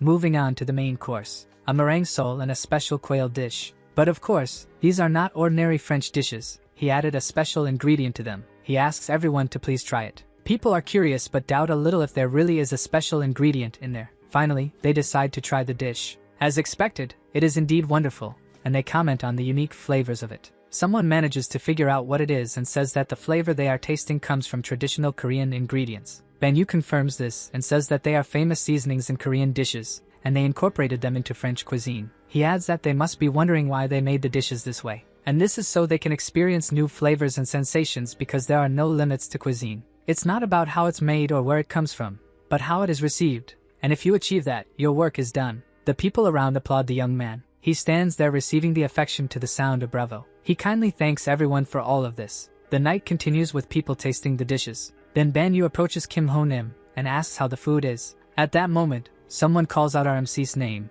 and he smiles. The man says it is very delicious and is surprised to meet him. But our hero says that he is from a very famous music group that is rising to the top. And in fact, our young man is a bit nervous talking to him. But humbly he responds that he should be nervous in front of a Michelin chef. Then Banyu says he is happy that he enjoyed the food. The man seems to confirm but has something else on his mind. On the other hand, he feels sad that he can't cook something like that for his companions, and many of them were not available to attend the event. Banyu says he understands. He says that his new restaurant will open soon, and he can take them there. The singer gets excited and asks if he is sure, and Banyu says of course, that they will soon send a formal invitation to them, and mentions that he has prepared something fun for the event the next day. The young man will be anxious about it, and people comment on what he said about the other event. They wonder what he has planned for the event the next day. Then the next day someone asks what that is. It seems there is a tablet on the table, and he is curious to know the reason. He comments that since many were expecting, they were confused, and the day before he talked about the harmony of the two countries.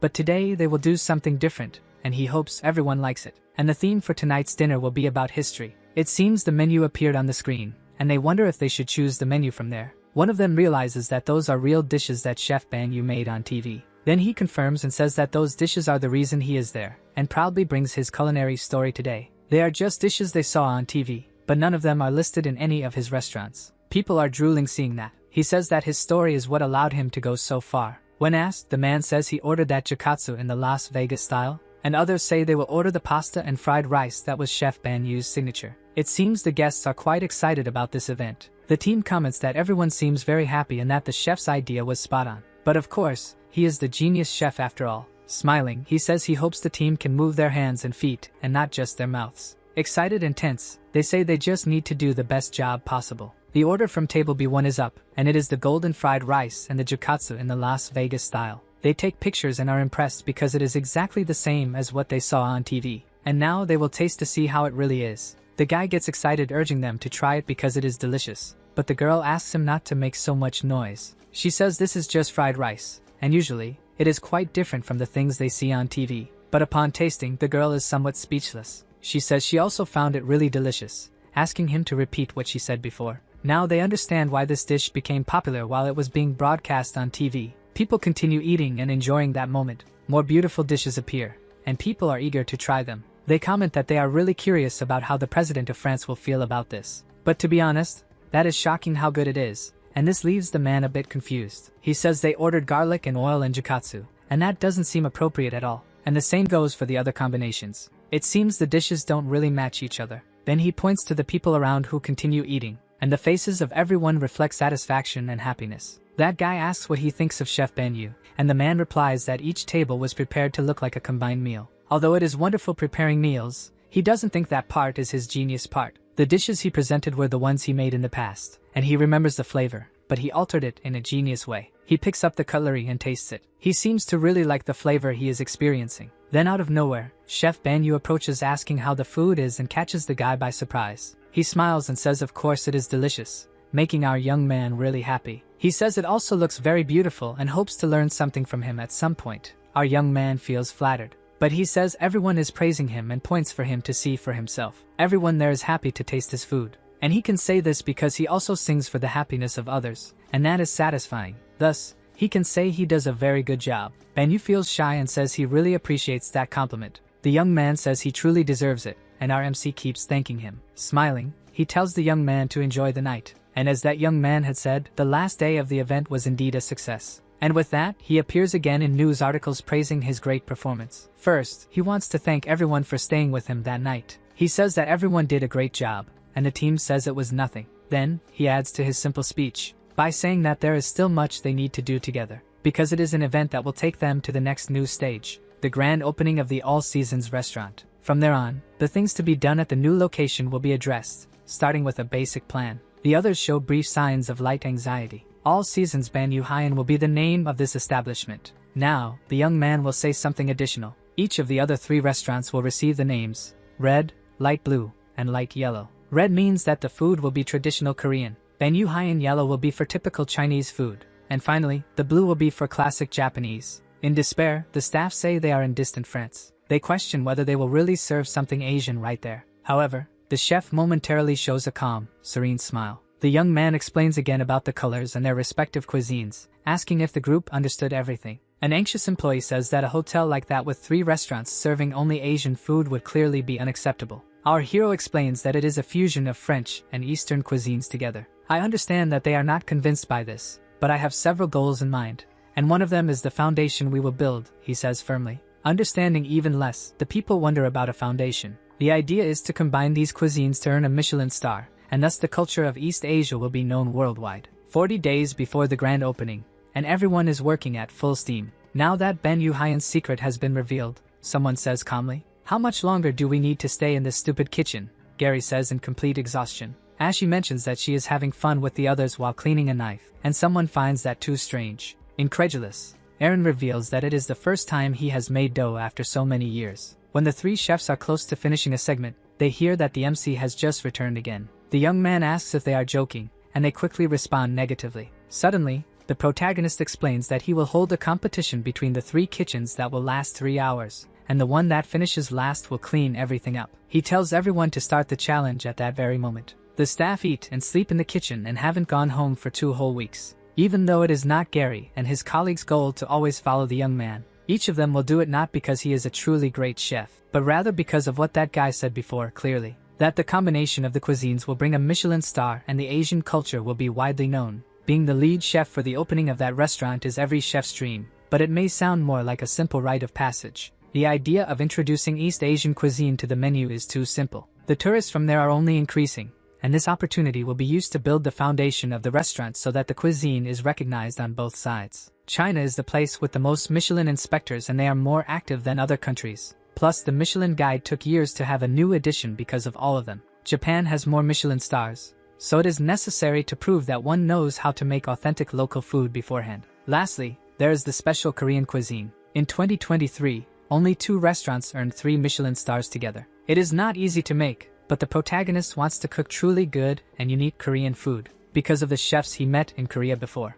And at the cultural event of Korean and French cuisine, the young man felt the charm strongly again. For a moment, Ben Yuhaian becomes immersed in his old memories. However, he quickly returns to reality when speaking with Gary, asking if the other believes he can recreate his own food in the right way. The employee is devastated by what he hears sadly. Perhaps if the MC uses his vast experience to cook Korean food, he will earn a bunch of new stars. One of the chefs extends his plate, while stating that he has finished it. It doesn't change the fact that it will take 20 years to get 30 stars, but time will tell, of course. Now, the young man is analyzing one of the finished dishes. In the next second, he throws it directly away. Another dish slowly goes into the full trash can. While the chefs watch in deep despair, the protagonist says that is where those dishes should always be. Then, he begins to speak, and everyone holds their breath together. The dish for the grand opening will be for the president, celebrities, and top chefs. Is that as far as they want to go? The tired young man inquires. Later, in the hotel conference room, they notice that the kitchen is still actively functioning.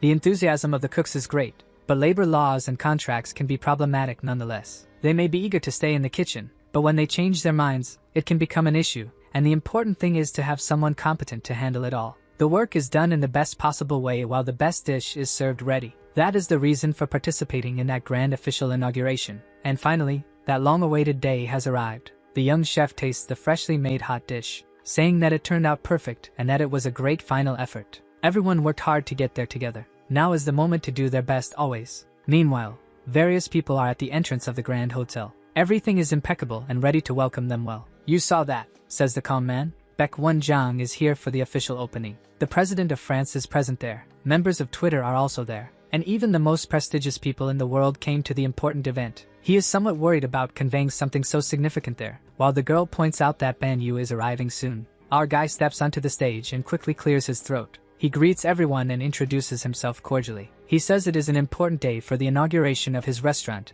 and that he cannot sincerely thank everyone enough. Sometime later in the kitchen, the chefs work while he continues his long speech. He says for the event to begin, and everyone on his team follows the firm order. And he asks that for now, they just enjoy the dishes. It seems the guests are doing just that. There they have a dish in the Chinese style, and one in the classic Japanese style, and then a spicy Korean dish. Someone says that it is authentic French cuisine with Asian recipes combining very well together. They suggest trying the seafood soup or the fresh tuna pasta. Those dishes really make your mouth water, and they can hardly wait to taste them soon. The two of them taste and are amazed by the incredible flavor, and the others find it divine as well. Sometime later, all that remains are stacked plates to wash quickly. The first time the chefs stepped onto the stage was for the opening message, and then all the dishes were served. Next is the final greeting of the event, and our guy asks how the food served was. The poor guy rests thinking that everything is over now, but the guests' cheers make him jump in surprise. Tense, he asks what is going on. Someone comments that they have had several experiences in the kitchen before. Then he denies having had any experience like this unique one, where the guests applaud and cheer in the packed restaurant. He adds that he is not very good at predicting the future, but he cannot say when this experience will finally end. Finally, night falls in that distant place, and our hero is stretched out, practically dead tired. It seems that no matter how good you are, an inauguration is always exhausting, and he worries if this influenced the quality of the dishes served. He sits up because he had said he would rest for only 30 minutes, but now he has to get back to work again. Someone approaches, shouting his name very loudly, while he thinks that celebrities are always like that. He does not know the person calling for him, but something on the phone is too concerning. He feels somewhat worried about it now. Sometime later, he asks if his mother had a serious collapse. While twisting a wet towel, he asks her to stay quiet and calm. The doctor told her to rest, but she remained stubborn and even opened a small shop. But she says she cannot close the shop early, or she will lose customers, and she knows he must be busy with various other things. But he tells her to be quiet because she does not know how hard it is to see her in this bad situation. He apologizes for the noise and asks if there are more customers, but the guy says that is not it, and he tells him that her son just arrived, leaving her completely surprised. He arrives at the door, worried about his dear mother. She becomes desperate, saying that she shouldn't have said anything to him since he was far away and had to come there quickly. Then she sits down,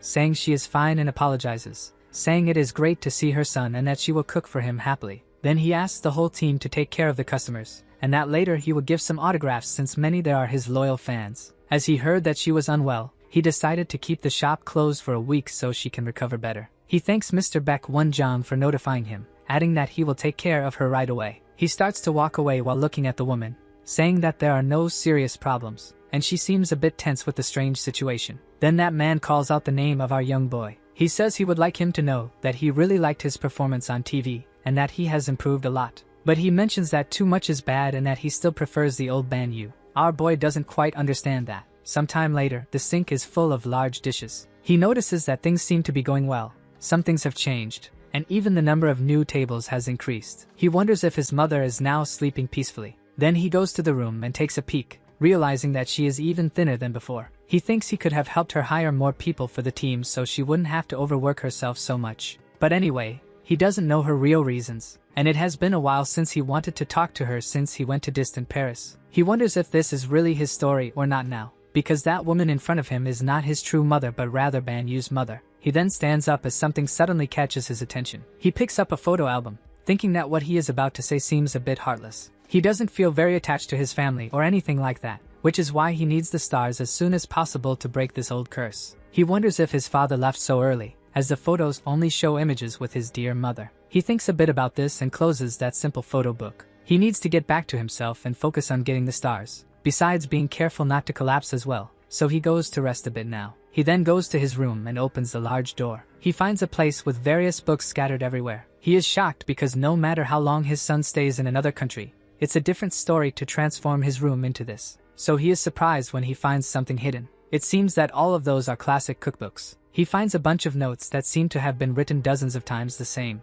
and right behind them, a package with several white envelopes. Then he picks that up, wondering if they are personal letters. As he starts to read, he gets a bit tense when he sees written, "My beloved dear son." She is writing to find out if he is doing well in another country, and wonders what the taste of his unique food would be. She says she is always rooting for him, and thanks to Mr. Baekwon's team, she has time to see the new news. She says she is really proud of him, and that his father wasn't there because he was always busy, but she has always taken care of him firmly. She apologizes for never being able to provide anything good or expensive while he was young, says she is very proud, and thanks him always. Some time ago, she used to write those long letters. She shares that sometimes she dreamed of him becoming an important successful man, and from now on, she will do her best until he returns to see her. And now that he has a great restaurant, they will be able to cook together happily. They will be able to cook and make the customers happy, and besides being and feeling alone, she will always be there for him, and he can return peacefully. Our boy realizes that she wrote a bunch of similar letters, and she did this while studying, and it's strange how she manages to do this even while overloaded with hard work. He believes that if he doesn't achieve his goals this time, he will disappoint her, and he wonders if that is really right. Then the day breaks, and the woman slowly starts to wake up. Someone asks if she is awake, and she notices it is her son saying that he cooked something and wanting to know if she is well now. He explains that he knows she likes pumpkin porridge, showing her the hot food. Then he smiles gently, asking if that is right. She wonders how he knew, but his excuse was that it was natural since he is her own son. He tells her to eat before it gets cold, but his mother is curious about why he is being so affectionate today. They talk about that. It is really delicious while he shows various important notes about his dear mother. Now he has a clear goal that he must achieve. He is curious to know what she thought of the food. And of course, it is obvious that she thinks it is the most delicious thing she has ever eaten before. And to achieve this goal, he needs to be efficient and make the best choices. But he wasn't asking about the food served. What he really wants to know is if she would like to open a traditional Korean restaurant.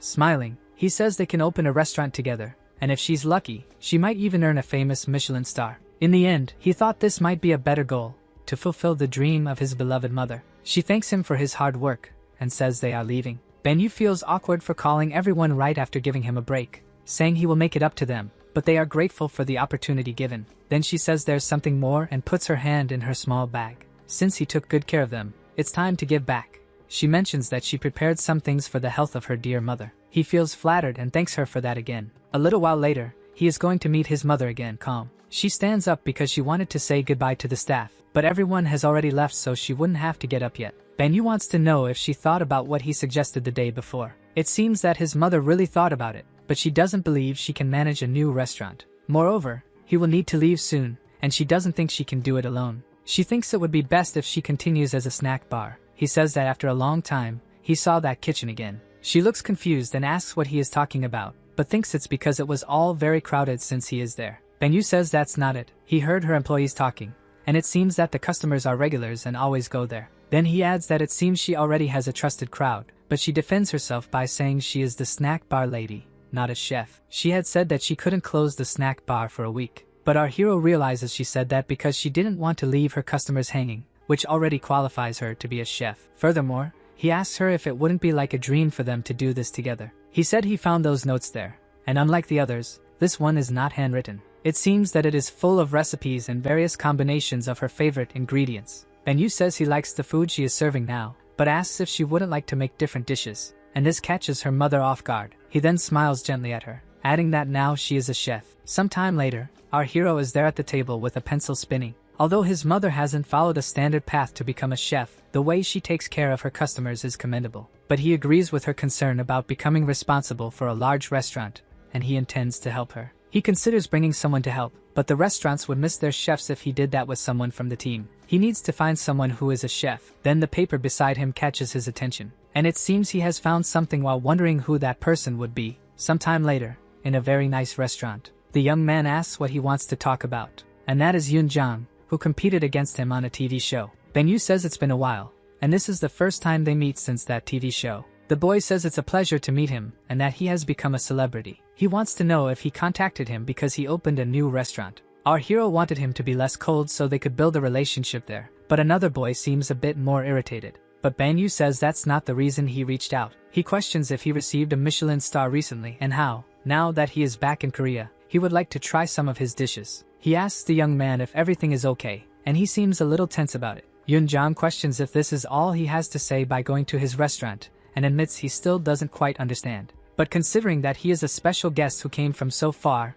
he will serve him something special too. Satisfied with this, our hero thinks it seems he wasn't joking. Our MC is curious to see how much the boy has improved after such a long time. Some time later, in front of him is a very beautiful dish, and he is quite enchanted with what he sees. The boy explains that they are pork chops served with apple sauce, and that it is special because it is not on the menu. Banyu says it is very sincere of him to receive such a dish while thinking it will make a good impression. He tastes the food and it seems something happens. The boy looks satisfied while our MC says he is curious about something. Then he wants to know if that is free and the boy gets irritated telling him to just eat. He looks very pleased with that meal. Then he calls Young once again. Getting straight to the point, he asks if the young man would like to work with him. It seems everything happened very suddenly. Banyu explains that he wants to open a restaurant in Korea and is looking for an experienced chef. And of course, the goal of this restaurant is to earn a Michelin star. The young man is surprised that this is his true objective, and wants to know if he has more than one body to handle this. He says he knows he is quite skilled, but in Korea it is a bit difficult to get Michelin stars, and he thinks he already knows that. Here is your text corrected according to all the rules you defined. Banyu asks if he should take that as a no, but the chef says he is not provoking him, he is just being realistic. Then, concluding the story, our young man says, "What do you think about this?" He places a paper on the table saying that this is the menu and that they will put on a show with it. Yu Young asks if there are only zucchini dishes there. He thinks our hero is challenging him and asks if he thinks that would be worthy of a Michelin star. Banyu adds that all of this still needs a twist, so he prepared something more. He shows a paper that has writings about the season's hotel restaurant where he works. Showing that paper, he says that if Yu Young wins the contest, the contract will be his and awaits his signature. But there is something more. However, if he himself wins, he will have no choice but to cook some zucchinis for him for a while. Smiling, he asks if he agrees, while another young man says he is really desperate to get 3 Michelin stars with this dish. The boy says that his business in Korea is quite clear and hopes he does not backtrack on the idea. Banyu has an initial internship project. He does not want to reveal much about it now, but by becoming his partner, he will reveal the secrets. Then he suggests they start with the name first, and the young man gets quite irritated. Then he asks what he thinks of the name Banyu Zucchini. After a while, he explains how the competition will be. They will have only 20 minutes along with some rules and then serve 3 dishes to the guests. Banyu then asks what the young man thinks about that. It seems that everyone there are foreign tourists, and of course, it was not our MC who chose them. To be fair, it was another chef who did that. Yoonjang wanted to be consulted about the guests, but now it is too late, so he wants to know what our MC wants. He continues and asks if he wants it to be like the TV competition. He confesses that he does not know the real intentions regarding the all-seasons contract, but he knows that the competition will be tough for both. Then he shows the kitchen, saying that there are some chef outfits around that he can use. Our hero says he is grateful that he accepted the challenge, and he confesses that he had prepared a whole speech in case it was the opposite. Yoonjang says that even though it seems he is joking, business is business, so they should not keep anyone waiting and start the challenge. Our young man says there are customers waiting. He notices that the young man is quite dedicated when it comes to the kitchen, and this is his personality. Yoonjang thinks that in fact, he was the second best in terms of passion for cooking, and that is why he did not win the competition. He realizes he still feels the pain of that defeat in the TV competition, and even though this is a stupid competition, he will not lose. And for that, he will take a sure shot, while our hero admires the carrot. He notes that the boy puts in a lot of effort to keep the kitchen clean and organized despite having a rigid and stubborn personality. On the other hand, it seems there is an excess of useless things there, and he feels a bit lost asking where they found the things, thinking the boy is a hoarder. He realizes he has wasted a lot of time looking for things here and there, but it was good for him to have a moment of relaxation before getting serious. Then, without any mercy, he starts the work chopping that carrot. After a while, Yoonjang's dishes are ready and look great. And further down, our MC prepares a bunch of dishes based on the new menu of the restaurant that will open with his mother. The guests arrive, amazed by it all. If you are a tourist there and your goal is Korean food, there are many options, but Korean food to your taste changes things. And the girl sees a flyer with the headline of his restaurant, which could mean they will go to his restaurant. Lastly, the way the dishes are evaluated there is not like on the TV show, because the invited guests are only there to fill their stomachs. After a while, the plates are empty. The downside is that with full bellies, they end up not eating all the dishes. The guy feels a bit tense while thinking that this means he has won. It seems they didn't touch Chef Banyu's food, so he asks how the competition stands. It looks like our MC lost that battle. The guests think there's something going on for them to eat for free and wonder what to do with the leftover dishes. The girl says that honestly she's a bit full, but it would look bad if they don't try, so she will give it a shot. She puts a piece of it in her mouth. While it seems like she's having a fit, her friend asks why she's making that face. They wonder if it's tasty or not while the guy's leg starts to shake. The guests try it and are affected by what they are tasting. It seems everyone there is getting carried away. The girl asks what the guest thinks of the dishes,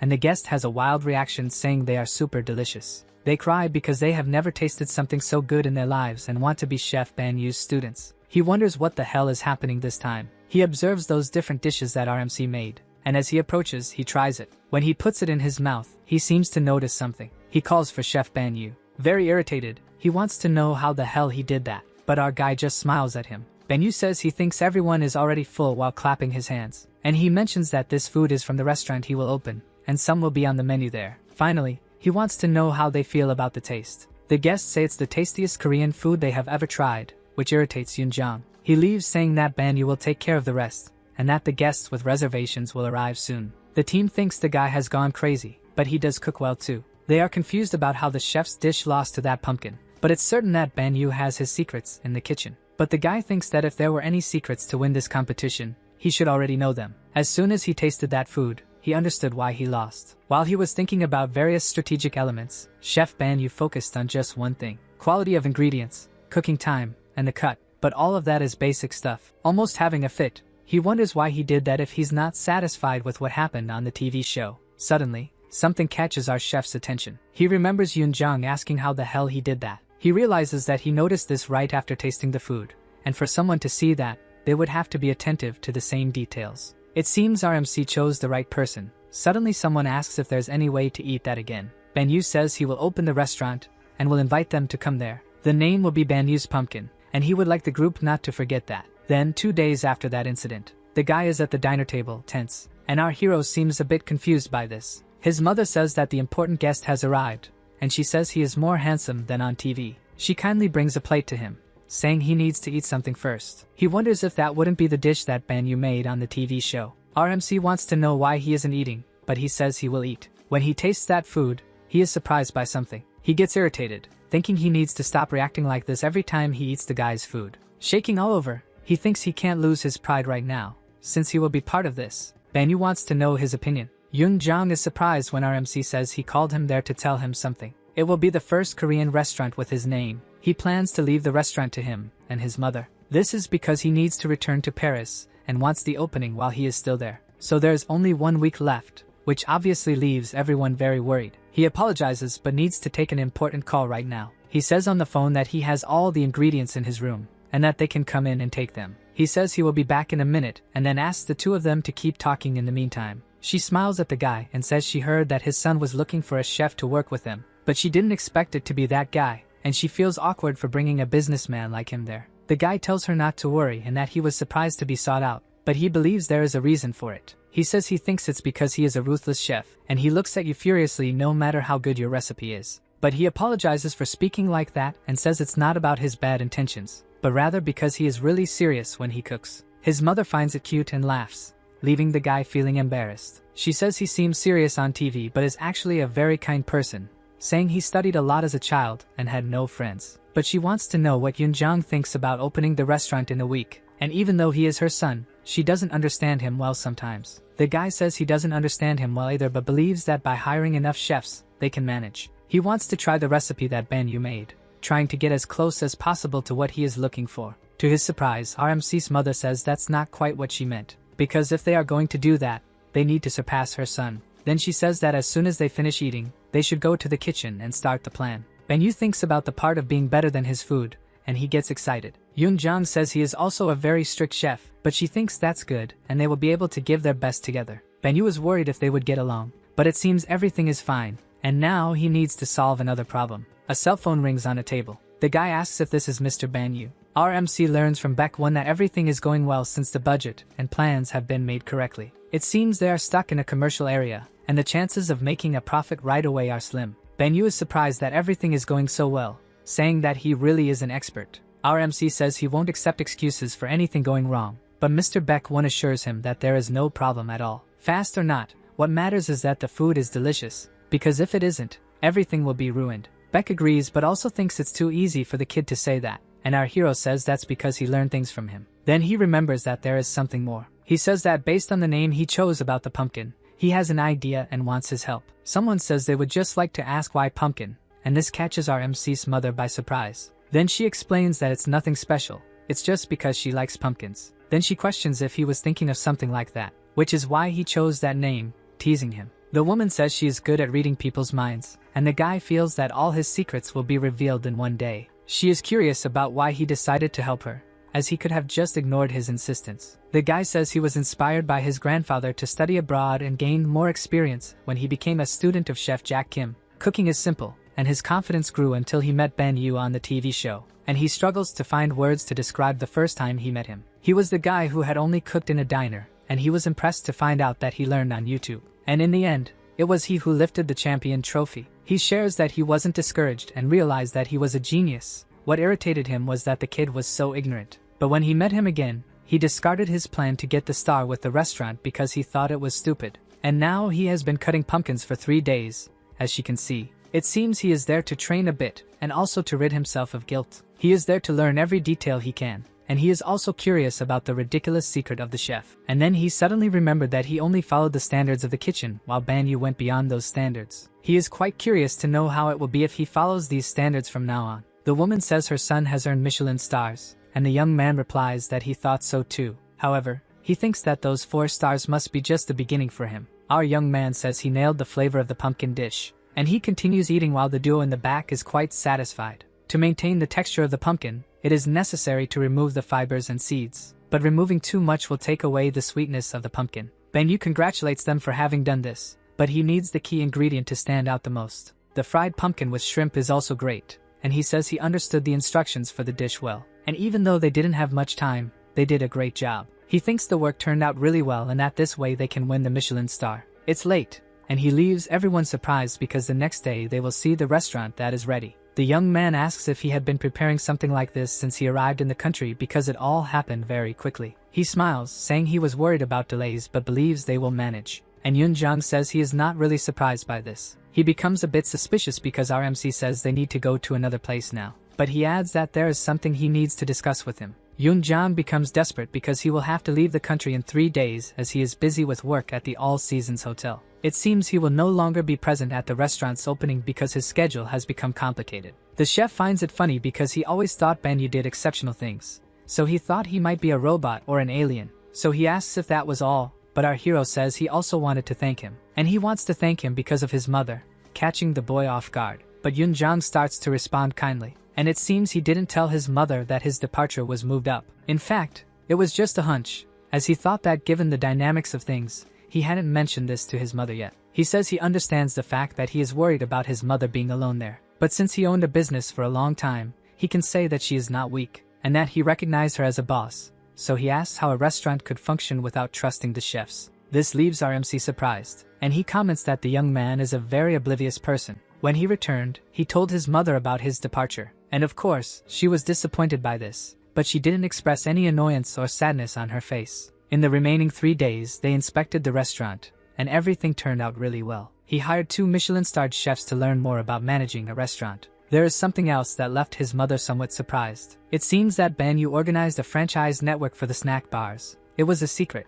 but the guy revealed it to put her mind at ease. He and his team will take care of this so she can focus entirely on the new restaurant. He says her son organized everything well and that now she is not just the snack bar girl but the chef and director of the restaurant. At that moment, her phone rings. On the other end, her son says it's almost time for the restaurant to open, and he congratulates her. He apologizes for not being able to be there, and upon returning, he discovered how passionate she is about cooking, and together they were able to create opportunities with that passion. Banyu says he is very happy for her as a son, while Yunjang says everything is already ready, and RMC adds that he believes in her ability. Then she says that mommy needs to go to work because the customers are waiting. Crying, she says she will do her best and that he doesn't need to worry, finishing by saying she loves him very much. Banyu also says he needs to hang up because he will have to get on the plane, and when he arrives in Paris, she will be the first person he calls. Meanwhile, the inauguration of that new restaurant begins.